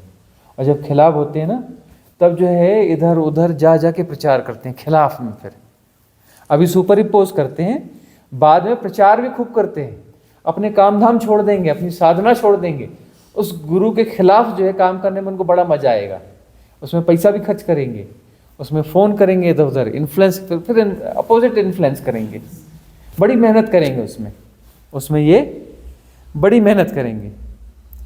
तो अपने गुरु को जो सुपर इम्पोज कर रहे हैं, तो गुरु को वही सावधान, हम उनसे सावधान रहते हैं, हम उनसे सावधान रहते हैं, उनको डंडा मारने की कोशिश करते हैं, है ना। तो ऐसे सुपर इम्पोज करने वालों से भी बहुत सावधान रहना चाहिए, क्योंकि वो अपनी किसी मनोरुग्णता को जी रहे हैं। ये उनकी मनोरुग्णता है, यह उनकी मनोरुग्णता है। इसलिए क्या सहज होना चाहिए। भाई ठीक है, कहीं बता रहे कि भाई एक साधना मार्ग है हमारा भी, ऐसा ऐसा उसमें होता है, इस प्रकार का है, ये अपना लिंक है, सुन लेना, समझ में आ जाए तो ठीक है, नहीं आए तो कोई बात नहीं, है ना। संसार में किसी चीज़ की कमी नहीं है, सृष्टि ने सब कुछ बराबर बनाया है, तुम्हारे लिए भी कोई ना कोई मार्ग जरूर बनाया होगा, है ना। हजारों गुरु हमेशा मौजूद रहते हैं, हजारों मार्ग हमेशा मौजूद होते हैं, और साधना के सारे मार्ग हैं, सारे मार्ग परमात्मा तक जाते हैं, ख्याल रखना, सारे मार्ग जाते हैं। कोई शॉर्टकट है, कोई लॉन्ग कट है, कोई स्मूथ है, कोई कंटकाकीर्ण है, जाते वहीं है ना। और वो बहुत सारा मार्ग ऐसा दिखता है बड़ा तकलीफ वाला है, और जाकर तो दूसरे मार्ग के साथ अटैच हो जाता है, वहीं तक पहुंचाता था, वहाँ से फिर वो दूसरे से अटैच हो जाता है, वो दूसरे से अटैच हो जाता है, लंबा पड़ेगा, पहुँचेगा वहीं। कोई बैलगाड़ी से जाएगा, कोई पैदल जाएगा, कोई बैलगाड़ी से जाएगा, कोई साइकिल से जाएगा, कोई बाइक से जाएगा, कोई कार से जाएगा, कोई जेट विमान से जाएगा, है ना। तो मार्ग तो सारे वही हैं। तो इस प्रकार से ठीक है, सजेशन कई बार देने में आते हैं, तो आता है तो ठीक है, प्रचार कर दिया, लेकिन प्रचार कैसा किया, सुपर इम्पोज नहीं करना, ठीक है ना। कई लोग सुपर इम्पोज करते हैं, ऐसा वैसा फलाना ठिकाना, अब सुनते रहते हैं, भाई क्या बोले हैं, वो मौका ढूंढते हैं, मौका ढूंढ के डंडा मारना पड़ता है ना। तो बहुत खतरनाक लोग होते हैं सुपर इम्पोज करने वाले। और जब ये गुरु के विरोध में जाएंगे, तब वो उतने ही बिल्कुल वो बड़ी मेहनत करेंगे वहाँ पर खिलाफ बोलने में भी। और एक फलाने गुरु थे, ऐसे थे, वो वैसे थे, फलाने थे, है ना। और वो अपने दूसरों को फिर फ़ोन भी करते हैं बोले तुम भी बाहर हो जाओ वहाँ से, तुम भी बाहर हो जाओ वहाँ से, तुम भी वैसा हो जाओ। अभी हो चुके हैं 2-4 लोग ऐसे जो फ़ोन कर रहे हैं, है ना। रूपाली जी को भी फ़ोन आया था उसके बावजूद वो आ गई, है ना। इन्फ्लुएंस करने की कोशिश करते हैं, वो हमेशा रहते हैं, हर जगह रहते हैं, होंगे। वो ऐसे ही लोग थे कि जब वहाँ थे तो बड़े वो सुपर इम्पोज कर रहे थे, बड़ी लंबी लंबी बातें, और बाद में ऐसे। अरे सहज रहो, ये एक्चुअली, हाँ, ये जो है ना, मतलब इनके जीवन में साधना है, लेकिन साधना भी गहरी नहीं गई है। साधना उथली साधना है, साधना गहरी नहीं गई है। क्योंकि गहरी होती है ना, तो उसको समझ में आता है, जो व्यक्ति उतना जागता है ना, हाँ, वो ठीक है। ऐसी हरकत करेगा ही नहीं। हाँ, ठीक है। अपना संसार में ये तुलसी या संसार में भांति भांति के लोग, है ना, तो हर कैटेगरी के लोग हैं, तभी तो संसार चलता है। संसार चलने के लिए सबकी जरूरत है। हालांकि ये काम भी करते हैं, ये कचरे की सफाई करने की कभी झाड़ू की तरह होते हैं। ये कुछ लोगों को इन्फ्लुएंस करके हटा देंगे, जो कचरा था ये साफ करके देंगे, उसमें से कुछ लोग और निकल जाएंगे, तो कौन निकलेगा? वो निकलेगा जिसकी क्वालिटी नहीं होगी, वही तो निकलेगा ना। ओशो का एक था ना कि हमने अपने द्वार पे ऐसे लोगों को खड़ा करता था। हाँ, ओशो कहते थे कि हम ऐसे अपने द्वार पर ऐसे लोगों को खड़ा करते हैं जो गड़बड़ को पहचान करके, गड़बड़ आदमी को पहचान के। खरबूजे को देख के कैसा रंग लगता। हाँ, वो एक सरदार जी थे। हाँ, वो उनके बड़े प्रिय शिष्य थे, और थोड़े वो पूरे गड़बड़ बोलते थे, बिल्कुल गड़बड़ राम हैं ये पूरे। हाँ, कुछ कथा थी, और वह जो है उनको, हाँ, अंट-शंट, हाँ, ये अंट-शंट है, इसलिए सारे अंट-शंट को पहचान जाते। बोले हम, ये आएगा फिर यहाँ इन्फ्लुएंस करेगा, कुछ करेगा, इतना लंबा खींचने की क्या जरूरत है। तो हमारे पास जो है एक बड़े शानदार अंट-शंट सिंह जी हैं, उन सरदार जी को बोलते थे, बड़े बिल्कुल अंट-शंट हैं ये, और दूसरे अंट-शंट को देख के तुरंत पहचान जाते हैं। इनको हम दरवाजे पे बैठाते हैं, दरवाजे पे ही जो है उनको निकाल देते हैं, और उनको निकालने का ढंग भी बड़ा जोरदार है। इधर से रास्ता जाओ, इधर से नहीं जाना। इधर से, हाँ, अंदर वाला नहीं, बाहर वाला रास्ता दिखा देते हैं। और बिल्कुल अंट-शंट राम, डंडा उंडा लेके भी बैठे हुए, ज्यादा किया तो सोटा घुमा दिया, और 7 फुट के मजबूत, किसी की हिम्मत भी नहीं कि उनसे कुछ बोल सके। तो हमने बोले ऐसे अंट-शंट राम को पहले ही दरवाजे पे बैठा रखा है, कहते कि अंट-शंट लोग हमारे इसमें घुसे ही ना, पहले ही कचरा बाहर कर दो। अब हमारे पास कोई ऐसे अंट-शंट राम कभी आ जाएंगे तो हम भी इनको सीधे दरवाजे पे बिठा देंगे कि पहले ही बाहर कर दो भैया, आने मत दो यहाँ पर। वो आएगा पहले, फिर वो बड़ी लंबी चौड़ी बातें करेगा, बड़ी पॉजिटिव बात करेगा, फिर खिलाफ हो जाएगा। क्यों? क्योंकि भैया वो जो है हमारी जब तोड़ फोड़ चालू होगी उसके लिए तैयार था ही, वो तैयार था ही नहीं भैया। वो वाली साधना थोड़ी ना करा रहे हैं, मीठी गोलियां खाने वाली साधना की, बड़ी प्रेम से मीठी मीठी बातें, सच बोलना चाहिए, झूठ नहीं बोलना चाहिए, दान धर्म करना चाहिए, है ना, लोगों की सेवा करनी चाहिए, ये वाली तो हम बात ही नहीं कर रहे हैं ना। तो आजकल वो कथाओं में यही सब बताते हैं, बहू सास प्रेम से रहना चाहिए, है ना। हाँ, और जो है मछलियों को वो आटे की गोली डालना चाहिए, पक्षियों को दाने देना चाहिए, चींटियों को आटा चुगाना चाहिए, ये वाली तो हमारी शिक्षा है ही नहीं, है ना। तो साधना की बात करें, साधना यदि, हाँ, बेल पत्रों की हालत खराब कर दी। पर बेल के पेड़ जो है वो अब ऐसा हो गया है कि पिछले जन्म में कोई पाप किया होगा तभी बेल के पेड़ के रूप में जन्म लिया। जिसने पिछले जन्म में जो ज्यादा पाप करेगा वो बेल का पेड़ होके जन्मेगा, है ना। और ये सारे कथावाचक और इन्फ्लुएंसर्स क्या करेंगे, उसको दिन रात नोचवाते रहेंगे, इधर पत्ता निकला उधर सुने नोचा, है। परीक्षा में पास होना तो बेल पत्र। तो देखो ये जो है इस प्रकार की चीजें संसार में सदा चलती रही हैं और चलती रहेंगी। इस प्रकार के इन्फ्लुएंसर्स आते रहेंगे और इस प्रकार के लोग हैं भी, है ना, होते रहेंगे। तो अभी हमारे पास अंट-शंट राम कोई है नहीं। अंट-शंट राम जब भी आएंगे तो उनकी ड्यूटी लगा देंगे कि कचरा जो यार पहले ही बाहर कर दो। अभी कचरा कई बार आ भी जाता है ना। पिछले रिट्रीट में भी थोड़ा सा आ गया था फिर अपना बाहर हो जाता है। ये सब चलता रहता है। कुछ मेरा एक प्रश्न है। हाँ, थोड़ा जोर से पूछना पड़ेगा। मैं स्पिरिचुअलिटी में कभी नहीं थी, ना मैं कभी मंदिर गई हूँ, ना मेरे घर पे जब पूजा होता था, मैं बंगाली फैमिली से बिलोंग करती हूँ, तो हमारे घर में पूजा चलता रहता है। तो जब होता था मैं कभी उपवास नहीं रखी आज तक जिंदगी में। तो फिर अचानक से ऑल ऑफ अ सडन, जैसे यहाँ पे सब लोग बोलते हैं उनको कभी है ज्ञान ये चीज़ों की, मुझे नहीं है, मुझे अनुभव हैपनिंग क्या होती है मुझे नहीं पता। तो फिर अचानक से फिर वाई नहीं? पिछले जन्मों की जो साधना रही है ना, उन साधनाओं में साकार की साधना पहले ही कंप्लीट हो चुकी है। साकार की साधना मतलब रिचुअल्स वाली साधना पहले कंप्लीट हो चुकी है। अच्छा। ये रिचुअल से बाहर हो चुकी हो पिछले जन्मों में। रिचुअल्स प्रभावित नहीं करते।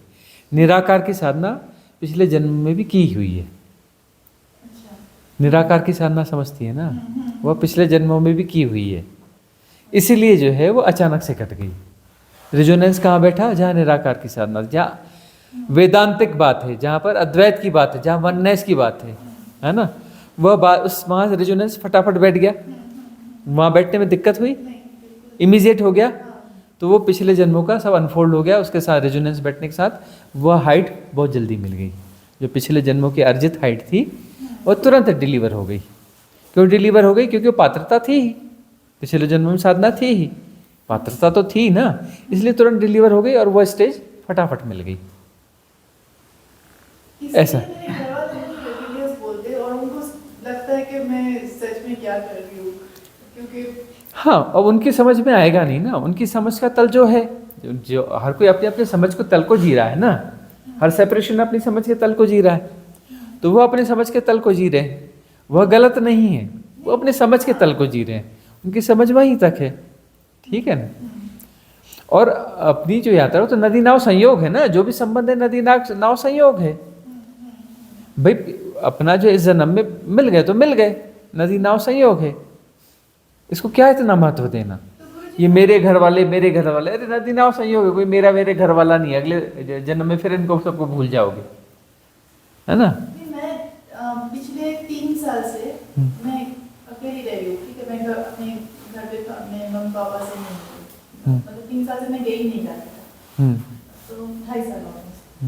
तो कभी कभी वो लोग इमोशनली थोड़ा बोलते हैं कि मम्मी पापा के लिए कुछ है नहीं हम लोग को, तो क्या मतलब कभी कभी लगता है कि मैं कुछ गलत तो नहीं, पर गलत नहीं, मतलब पता नहीं, थोड़ा ड्वेलिटी नहीं होता। यह है कि यह समझ पैदा हो गई कि उनके पास जाने पर वही बातें होती हैं, और वो सारी बातें क्या होती है? नीचे गिराने वाली बातें होती हैं, पतन वाली, साधनात्मक दृष्टि से पतित करने वाली बातें होती हैं। और उनको कितना भी समझाओ समझ में आना ही नहीं है। उन्हें वैसी दिन भर वही कथा वैसी सुनानी है। हाँ, वही कोथा बोल छे क्या बोलते हैं है ना। तो वही जो है अपना बोलेंगे, और वही बोल करके वही उसी तल पे वापस घसीट के ले जाएंगे जिस तल से हम ऊपर उठाएं, वही खींचते हैं, नीचे की ओर खींचते हैं। तो जब जो भी नीचे की ओर खींच रहा है, साधक तो वहां से बचेगा ना। साधक तो अब नीचे खींचे नहीं, ऊपर उठने की यात्रा पर है। साधक जो ऊपर उठने की यात्रा पर है, तो नीचे जहां जो भी खींचेगा उससे वह अपने आप को बचाना चाहेगा। वही तो काम करना है साधक को, कहाँ से अपने आप को बचाना है, किस इन्फ्लुएंस से अपने आप को बचाना है, किस संगति से अपने आप को बचाना है। अरे रिश्तेदार है तो है ना भाई, नदी नाव संयोग है भाई, वो तो अब संयोग वशात माँ बाप हो गए ना। कौन किसकी माँ है, कौन किसका पिता है, कौन किसका पुत्र है, कौन किसकी पुत्री है, कौन किसका भाई है, कौन किसका बहन है, कौन पति कौन पत्नी, अरे सब नदी नाव संयोग है, सब नदी नाव संयोग है, कोई किसी का कुछ भी नहीं है। ये बात समझाना पेरेंट्स को नहीं, वही तो बाप को समझा रहे हैं कि समझाना नहीं है, समझना है, खुद को समझना है, और बाहर जो है उनको अभिनय पूर्वक पुचकार के रखना है, उनको पुचकार के रखना है, ठीक है ना। और कुछ साधकों की स्थिति ऐसी हो जाती है कि अपना डिस्टेंस जो है बढ़ाते चले जाते हैं, बहुत मिनिमाइज रिलेशन रखते हैं, फिर है ना, कम बोलते हैं तो ऐसा बोलते हैं अभिनय पर, इतना मीठा मीठा अच्छा बोलेंगे उनके फेवर में, और उसके बाद बात खत्म कर देंगे। उनकी सुनना है नहीं, अपनी सुना दो सुनाना, उनके फेवर की बात बोलनी है, मीठा मीठा बोलना है, ठीक है, ऐसा कर लो। और अपना कुछ करना है उनके लिए तो कुछ उनके लिए जो करना है कर डालो, कुछ उनको गिफ्ट देनी है गिफ्ट दे दो, कुछ फंड देना है फंड दे दो, जो देना है उन्हें दे दो। मैं वही करती हूँ, मैं बस बस गिफ्ट भेजते जाओ और उनको मीठा मीठा बोलो, अच्छा अच्छा बोलो, सुनना मत उनकी। और उनको समझाना कुछ नहीं है, समझा कुछ नहीं सकते। अरे अपने आप को समझा लो, बड़ी बात है। दूसरों को क्या समझा रहे हो? और जो दूसरों को समझा रहे हो गलत काम कर रहे हो। अरे खुद ही नहीं समझे और दूसरों को समझा रहे हो, वही तो है मध्यम पुरुष वाली बात, वहीं अटकी पड़ी है ना। ये मध्यम पुरुष जो है भी खुद नहीं समझा, दूसरों को समझाना चालू कर दिया, है ना। वो अपने लिए जाल बुन रहा है। वह 1 जन्म 2 जन्म में मुक्त होने वाला था, अब नहीं होगा, बहुत समय लगेगा, कई जन्म घिसटेगा, वो घिसटेगा अभी। और ये जाल खुद बुना इसने, ज्ञान पिलाने का काम उसने खुद किया। तो ज्ञान पिलाया मतलब अब घिसटेगा वो। भाई उसका दूसरों को घिसटा रहा है तो खुद ना घिसटेगा, उसने ज्ञान पिला दिया, है ना। इधर उधर से दूध लिया, गुरु की वाणी ली, कुछ लिया, दूध लिया, उसमें 1 बूंद जहर डाला और पिला दिया अगले वाले को। जहर पिला दिया तो वो जहर लौट के उसके ऊपर नहीं आएगा। दूसरे को घिसटाया उसने, खुद ना घिसटेगा। तो मध्यम पुरुषों से औपचारिक संगति होनी चाहिए, और कल्याण मित्र की संगति कल्याणकारी है, मुक्तिदायक है, मुक्तिकारी है। इसलिए कल्याण मित्र की संगति चाहिए, बुद्ध पुरुषों की संगति चाहिए, आत्मज्ञानियों की संगति चाहिए। ऐसे ही लोग भी हैं। हाँ, अब राकेश जी हमारे बहुत दोस्त हैं, उनमें तो कुछ ऐसा मतलब कि डिस्टेंस मेंटेन करने का। नहीं, डिस्टेंस मेंटेन करने का कुछ नहीं है। हम ये नहीं कह रहे कि भाई जो मध्यम पुरुष हैं, जो साधक हैं, वो सामूहिक साधना करेंगे तो साधना उनके लिए फलदायी होगी। लेकिन जो है कुछ बोलते समय या होश रहना चाहिए, जो हम बोल रहे हैं उसमें हम अपना कुछ तो नहीं मिक्स कर दे रहे हैं, अपना इन्फ्लुएंस तो हम नहीं डाल दे रहे हैं। अपना इन्फ्लुएंस हमने डाल दिया तो दूध में हमने 1 बूंद जहर मिला दिया। हम अपना इन्फ्लुएंस तो उसमें नहीं डाल रहे हैं, ये तो ठीक है, उसमें कुछ अपना जोड़ दिया मतलब 1 बूंद जहर की डाल दी। जो वेद है ना, पुराण वेद हैं, इन वेदों की क्वालिटी जो है जब बने थे ना बड़ी ऊंची थी। अब ये वेद हमारे हाथ में वाले तो है नहीं, ये वो वेद हैं जिनमें बहुत सारे इन्फ्लुएंस हो चुके हैं, बहुत सारी चीज़ें, बहुत सारी जहर की बूंदें डाली जा चुकी हैं। इवन कुछ उपनिषद भी हैं, तैत्तिरीय उपनिषद जैसे कुछ उपनिषद भी हैं, है ना। उन उपनिषदों में हेरफेर हो चुकी है, जहर की बूंदें डाली जा चुकी है, उसमें मिक्सिंग हो चुकी है। वह उन ऋषियों की पूरी वैसी की वैसी वाणी नहीं है, उसमें कुछ लोगों ने अपना कुछ कुछ जोड़ दिया है, अपना अभिमत डाल दिया है, वहाँ पाइजेनियस हो गया।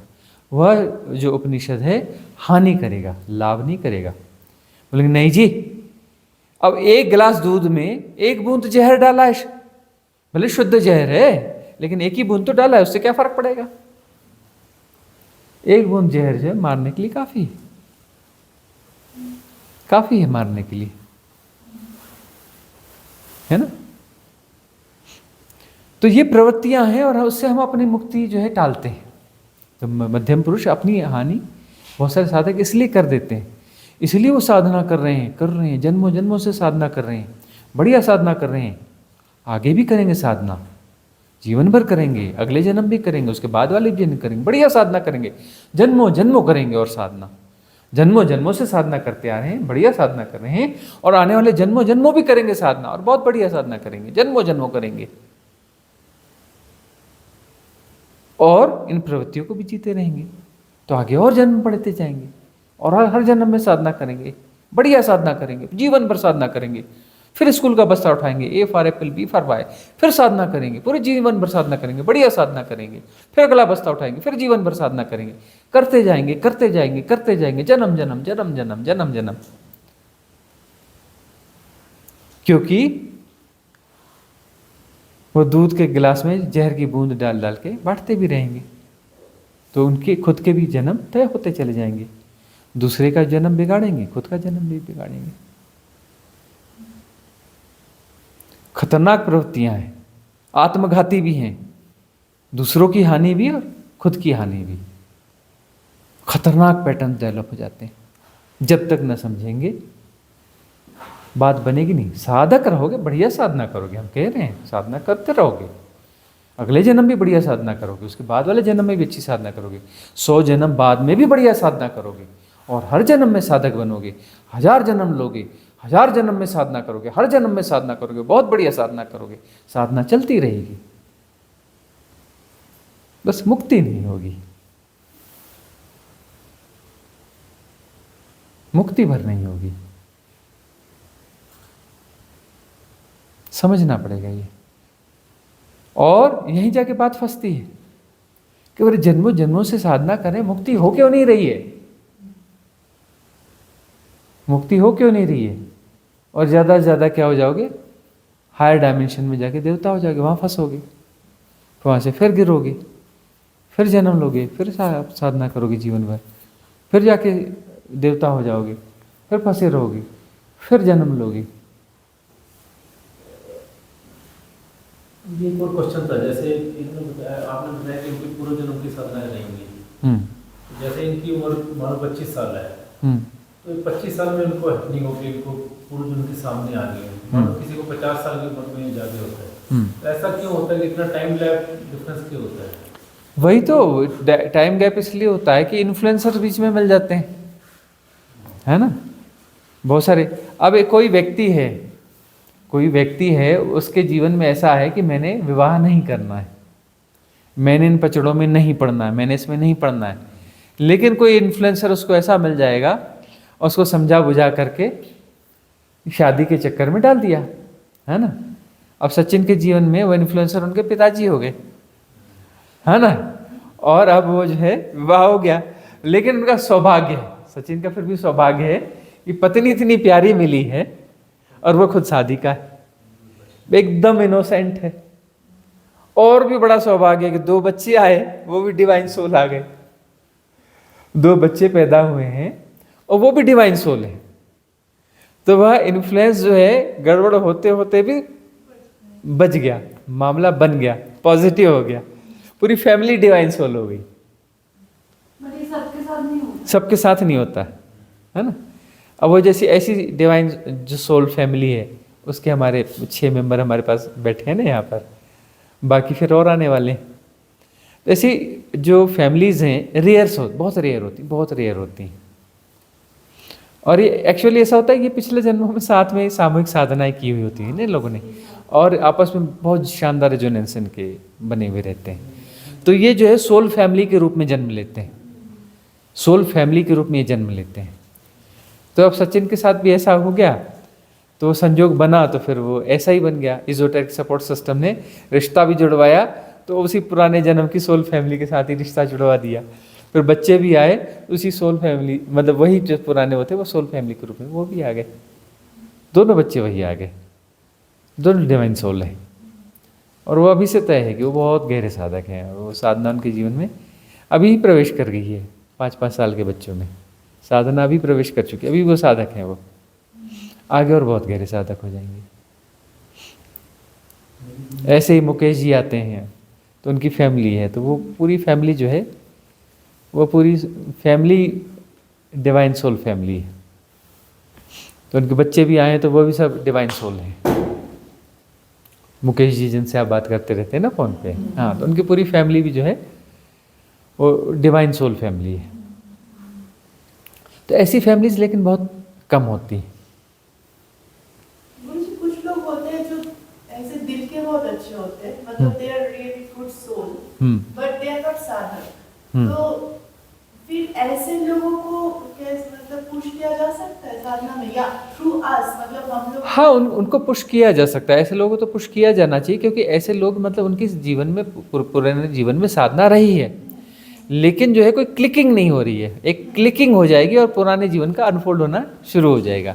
एक क्लिकिंग की वेट है, तो क्लिकिंग कोई भी कर सकता है, तो वहाँ पर क्लिकिंग की जा सकती है। वह क्लिकिंग, उस क्लिकिंग में कोई बुराई नहीं है। किसी के जीवन में साधना के को प्रवेश कराना, किसी के जीवन में साधना को प्रवेश कराना यह गलत नहीं है, लेकिन उसको जो है अपना ज्ञान पिला देना, वहाँ पे प्रॉब्लम आ जाता है। अपने सदगुरु का कोई संदेश दे दिया, वहाँ तक बात ठीक है, लेकिन उसमें खुद को यदि मिक्स कर दिया कुछ अपडेट किया, कुछ किया, मिक्स कर दिया, तो वो बहुत बड़ी गड़बड़ी होती है। वो अपना एक बूंद जो जहर डाल दिया ना, वो खुद के लिए बहुत आत्मघाती है। दूसरे का तो जीवन बिगाड़ा, खुद का भी बिगाड़ दिया, खुद की साधना बिगाड़ दी। इसी कारण तो फंसे, नहीं तो पिछले जन्म में मुक्त ना हो गए रहते। यही तो उल्टे सीधे कर्म कर करके अभी तक घिसट रहे हैं। घिसट क्यों रहे हैं? मुझे भी बहुत टाइम लगा स्टार्ट होने में, इतने समय के बाद प्रोसेस ऐसा ही। हाँ तो ठीक है, ये अपना अनफोल्ड कभी किसी भी उम्र में हो सकता है, ऐसा कोई जरूरी नहीं। क्लिकिंग कभी भी हो सकती है। क्लिकिंग आपकी थोड़ी लेट हुई तो लेट हुई, और क्लिकिंग कई बार लेट हो जाती है ना। अब इन्फ्लुएंसेस चल रहे होते हैं, तो कई किस्म के इन्फ्लुएंस हैं, परिवार के, इसके उसके फलाने ठिकाने, है ना। हालांकि अब ये इनके साथ भी प्लस पॉइंट ऐसा है, राकेश मोहन जी का प्रश्न है कि इनकी पत्नी भी साधिका है, इनकी पत्नी भी साधिका है, इनके बच्चे भी जो है साधना के प्रति पॉजिटिव हैं। उनके जीवन में साधना भी गहरी न भी गई हो बच्चों के, लेकिन साधना के प्रति पॉजिटिव है। साधना को समझने का प्रयास उनके जीवन में है, गहरे भले ना हो, लेकिन उनके जीवन में साधना, वो समय आएगा उनकी क्लिकिंग हो जाएगी। लेकिन इनकी पत्नी तो साधिका ही है, वो भी आती रहती है रिट्रीट में, अभी आएंगी, इस रिट्रीट में भी आएंगी। बहुत बहुत अच्छी साधिका है, अच्छी गहरी साधिका है। विज़न स्पष्ट है उनका, उनके विज़न में कहीं कोई अपना बाधा नहीं, पूरा विज़न क्लियर है उनका कि साधना क्या है, कैसी होनी चाहिए। कन्फ्यूज्ड है ही नहीं, इनकी वाइफ जो है ना कन्फ्यूज्ड है ही नहीं, क्लियर है उनका। तो इस हिसाब से भी एक हिसाब से तो सौभाग्यशाली हैं वो भी। फैमिली में यदि साधना के प्रति पॉजिटिव माहौल है तो बहुत बड़ा सौभाग्य होता है। हाँ गुरुदेव, मेरा एक प्रश्न है कि जोर से पूछिए। हाँ, मेरा एक प्रश्न है। पहले कोई मर जाता था, बहुत इमोशनल होते थे, बहुत उनकी याद आती थी, उनको भूल नहीं पाते थे। लेकिन आज ऐसा होता है कि अब मर भी जाता है तो रोना नहीं आता, और ऐसा कुछ दुख नहीं होता है, तो क्या हम कठोर हो जाते हैं क्या? कठोर नहीं हो गए, समझ बढ़ गई। कठोर नहीं हुए, समझ बढ़ गई कि मृत्यु जैसी कोई चीज़ तो होती ही नहीं है। मृत्यु जैसी तो कोई चीज़ होती ही नहीं है ना। और जो है सोल अपनी यात्रा पे आगे निकल गई। अब यह शरीर बेकाम हो गया, कोई कपड़ा बेकार हो गया, फट गया, खराब हो गया, ये हो गया, तो समझदारी उतार के फेंको, दूसरा पहनो। पहनने योग्य कपड़ा है नहीं तो उतार के फेंक ही देना चाहिए उसको ना, और दूसरा पहन लेना चाहिए। ये तो समझदारी की बात है। और यह समझ जैसे पैदा होती है कि यह इससे ज़्यादा कोई मूल्य नहीं है, शरीर का मूल्य पुराने कपड़े से ज़्यादा कुछ है नहीं, तो वहाँ क्या दुख होगा। बल्कि दुख तो इस बात का होगा कि बेचारे के जीवन में साधना नहीं थी, या साधना थी तो उतनी गहरी साधना गई नहीं, यह दुख हो सकता है। इसके जीवन में विकास साधना होती, साधना का कुछ विकास होता, या यह मुक्त हो जाता, यह मृत्यु उसकी महापरिनिर्वाण होती, है ना, यह हो सकता है। लेकिन अगर कोई मर, अपना शरीर छोड़ रहा है, उसका दुख, अरे उसका काहे का दुख है भाई। हाँ, कई बार दिखाना पड़ता है कि संसार तो उन्हीं लोगों से भरा पड़ा है, नहीं करो क्या होगा, दिखाना पड़ता है। अरे बहुत बुरा हुआ, अरे ऐसा हुआ, अरे क्या हुआ, बड़ा दुख है, बहुत अच्छे व्यक्ति थे, ऐसा है वैसा है, बोलना पड़ता है, दिखाना पड़ता है। थोड़ा सा उदास होकर उनके साथ में बैठना पड़ता है, मुंह लटका के करना पड़ता है। नहीं करोगे तो देखेंगे अरे कि क्या है, इनको कोई फर्क नहीं पड़ रहा है ना। और दुख जिनको होता है ना, जो नियर एंड डियर, जो रो रहे होते हैं, अच्छे से झंझोड़ के तो चांटे मारना खींच के, बोले किस बात का दुख है बता। और उनके नहीं तो सुन लेना जो रोती रहती होते, हाय हमारा क्या होगा, तुम हमें छोड़ के चले गए, इन बच्चों का क्या होगा। तो है, तुम जो है रोज आते थे तो ताजी ताजी सब्जियां ले आते थे, फ्रूट ले आते थे, हम कौन लेके आएगा।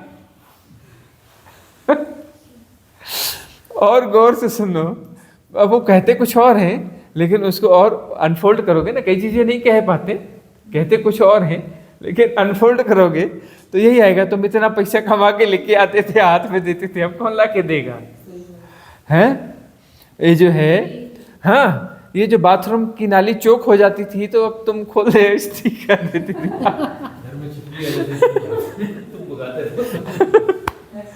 हाँ, घर में छिपकली आती तो तुम निकाल देते थे, ऐसा करके तो कहीं रोता नहीं है, लेकिन अंदर जो है सबकॉन्शियस माइंड में वही चलता है, सारे भय। कह रहा अब ये कौन करेगा, आप किसको बोलेंगे छिपकली निकालने के लिए, किसको बोलेंगे नाली चौकटी करने के लिए। और ये जो है अब ये जो है इनसिक्योरिटी, अब ये जो नोट जो लाके देता था, ये नोट लाके कौन देगा, अभी कहाँ से अरेंज करेंगे भाई? हाँ? अच्छा कोई बूढ़ा मर गया जो खाट पे पड़ा हुआ था, उसको ऐसे जो अपने गालियाँ देते, मरता नहीं, ये नहीं करता, वो नहीं करता, जब मरता है तो ऐसे रोएंगे, ऐसे रोएंगे, ऐसे रोएंगे दुनिया को दिखाने के लिए कि अरे ऐसे थे। अपना जो है मुझे आवाज़ लगा कि चाय मांगते थे, मैं बड़ी खुशी से चाय बजा के देती थी, मुझसे मांगते थे भोजन तो भोजन ला जा के देते थे। अब कौन मांगेगा? और अंदर अंदर खुश हो रहे होते हैं कि मर गया बुड्ढा। और होना क्या चाहिए? होना क्या चाहिए? साधक को कैसा होना चाहिए? साधक को देखना चाहिए कि कपड़ा पुराना हो रहा है, जरा जीर्ण हो रहा है, तो जरा जीर्ण कपड़े को समय पे निकाल के फेंक दो, समय पे निकाल के फेंक देना चाहिए। दिख रहा है कि ये खाट पे पड़ेगा, सड़ेगा, क्यों खाट पे पड़ने दे रहे हो, क्यों सड़ने दे रहे हो? अरे भैया त्याग कर दो अन्न का। आज हमने थोड़ी सी प्रैक्टिस कराई ना, प्रैक्टिस को बढ़ाओ ना, उपवास वाली प्रैक्टिस को धीरे धीरे करो ना, बहुत फायदा होता है। शारीरिक अन्नमय कोश भी टूटेगा, बहुत सारे फायदे होंगे। नेति नेति मैं शरीर नहीं हूँ, यह बोध भी थोड़ा पता चलेगा। हाँ, हाँ। तो वह जो है, हाँ, होना क्या चाहिए? उस समय कपड़ा यदि पुराना हो गया है तो उसको सड़े कपड़े को क्यों धोना चाहिए? अन्न त्याग कर दो, अन्न त्याग करो और पूरी तरह से साधना में प्रवेश कर जाओ, पूरी तरह से साधना में प्रवेश कर जाओ और शरीर को छोड़ दो। संथारा, वास्तविक संथारा है ना, अपनी स्वयं की मर्जी से संथारा, और उसमें पूरी तरह से साधना होनी चाहिए। क्यों ढोना है इस पुराने कपड़े को? साधक को इसके लिए तैयार रहना चाहिए। जैसे हमने पहले बताया था, पिछले वीडियो में बताया था कि वो घर में रह के नहीं हो पाएगा संथारा, क्योंकि जो रिश्तेदार हो गए ना उनको लगेगा कि उन्होंने मार दिया। नहीं, संथारा के लिए तैयारियां करना चाहिए आपको, जो है ना अपनी जो है हिडन सेविंग्स रखनी चाहिए, और जो है ऐसी तैयारी रखनी चाहिए। किसी खूबसूरत जगह पे छोटा सा घर होना चाहिए अपना, सुविधापूर्ण, बीच बीच में छुट्टियां मनाते जाना चाहिए, और उसका एड्रेस किसी के पास नहीं होना चाहिए, उसका एड्रेस किसी के पास नहीं होना चाहिए, है ना। और अंत समय पे जब प्रॉब्लम आए तो सारी व्यवस्थाएं होना चाहिए, इवन ऐसी व्यवस्था भी होनी चाहिए कि हमें पता होना चाहिए इस कंपनी का नाम है ताल इंटरप्राइजेस, है ना। इसमें ये बुकिंग डाली और बोला कि हेलीकॉप्टर यहाँ उतर जाएगा, ये पेमेंट चल इधर उतर, यहाँ उतार, निकल ले। एन मौके पे जो है इतना होना चाहिए कि जब शरीर में इतनी क्षमता हो कि ठीक है इसके लायक नहीं है, उस लायक नहीं हो, तो एक चार्टर्ड हेलीकॉप्टर करके तुरंत जो है अपने ठिये पे पहुंच जाओ, है ना। उस हेलीकॉप्टर से बीच में ही मोबाइल को गिरा दो, ठीक है ना। ढूंढते रहो, उससे पुलिस ढूंढवाएंगे कि वो मोबाइल था, ढूंढो कहाँ है, तो बीच के जंगलों में ढूंढते रहो मोबाइल को, है ना, और वहीं पे डेड बॉडीज ढूंढते रहो, और इस हिडन घर में पहुंच जाओ, कर सको जिनके पास क्षमता है। तो ये सिंगल तो कर लेगा, वाइफ साथ में आगे बढ़े तो सभी को किसी को बताना नहीं। वही तो समझदारी चाहिए, वही तो समझदारी चाहिए। अंत समय की व्यवस्था करके रखना चाहिए कुछ ऐसी। क्यों? क्योंकि वो चले गए जमाने। अब छोटे छोटे कहीं जंगल बचे भी हैं, वहाँ जाओगे तो फॉरेस्ट डिपार्टमेंट वाला आ जाएगा, क्या कर रहे हो, कुछ गड़बड़ तो नहीं करे।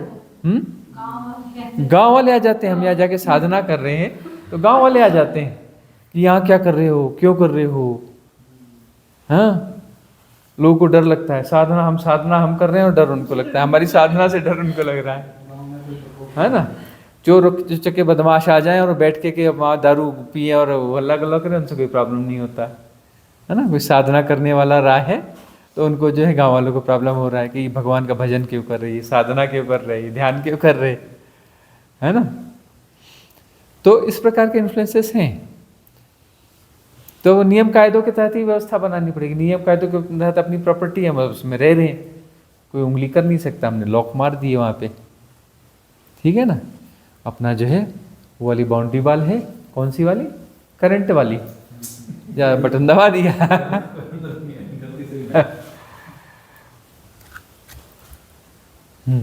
प्रणाम स्वामी जी।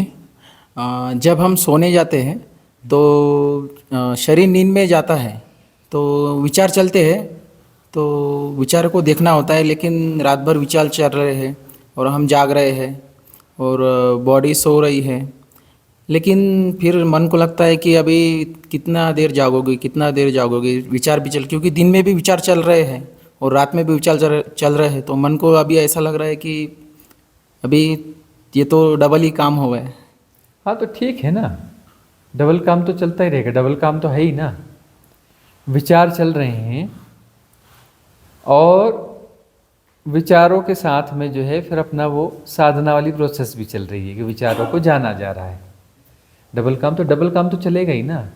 धीरे धीरे विचार जब तक नहीं जाएंगे तब तक डबल काम करना ही पड़ेगा। डबल काम हो रहा है, एक तो विचार चल रहे हैं अपने से चल रहे हैं, एक जाना जा रहा है अपने से जा रहा है, डबल काम वैसे दोनों अपने से ही हो रहे हैं। यहाँ प्रॉब्लम ये है कि हम कह रहे हैं कि अरे मैं डबल काम क्यों कर रहा हूँ। हाँ, मन को लगता है कि पहले तो हम सो जाते थे अच्छे वाले हाँ, अब जबकि सब हो रहा है ना। मन को लगता है, ये मन का एक हिस्सा बोल रहा है, मन का एक हिस्सा ऐसा बोलता है, मन का एक हिस्सा विचार में लगा हुआ है। सब कॉन्शियस माइंड भी माइंड है, एक कॉन्शियस माइंड भी माइंड ही है ना। तो वो ऐसा चल रहा है तो चलने दो। वो मन जो कॉन्फ्लिक्ट पैदा करेगा ना, करने दो, उसको भी जानते रहो, उसको भी जानते रहो, उस कॉन्फ्लिक्ट को भी जानते रहो और चलने दो। विचारों का साक्षी तो होना पड़ेगा ना। तो धीरे धीरे धीरे धीरे विचार विसर्जित होंगे। साक्षित्व को सघन करने की जरूरत है। साक्षी सघन नहीं है, साक्षी हो तो रहे हो, साक्षित्व में सघनता की कमी है, सघनता बढ़ानी पड़ेगी। जैसे जैसे साक्षी सघन होगा, विचार शिथिल होते जाएंगे, शांत होते जाएंगे, थिन होते जाएंगे, थोड़े कमज़ोर होते जाएंगे, अप्रभावी होते जाएंगे। सभा समाप्त की जाए, लंबी खींच गई है।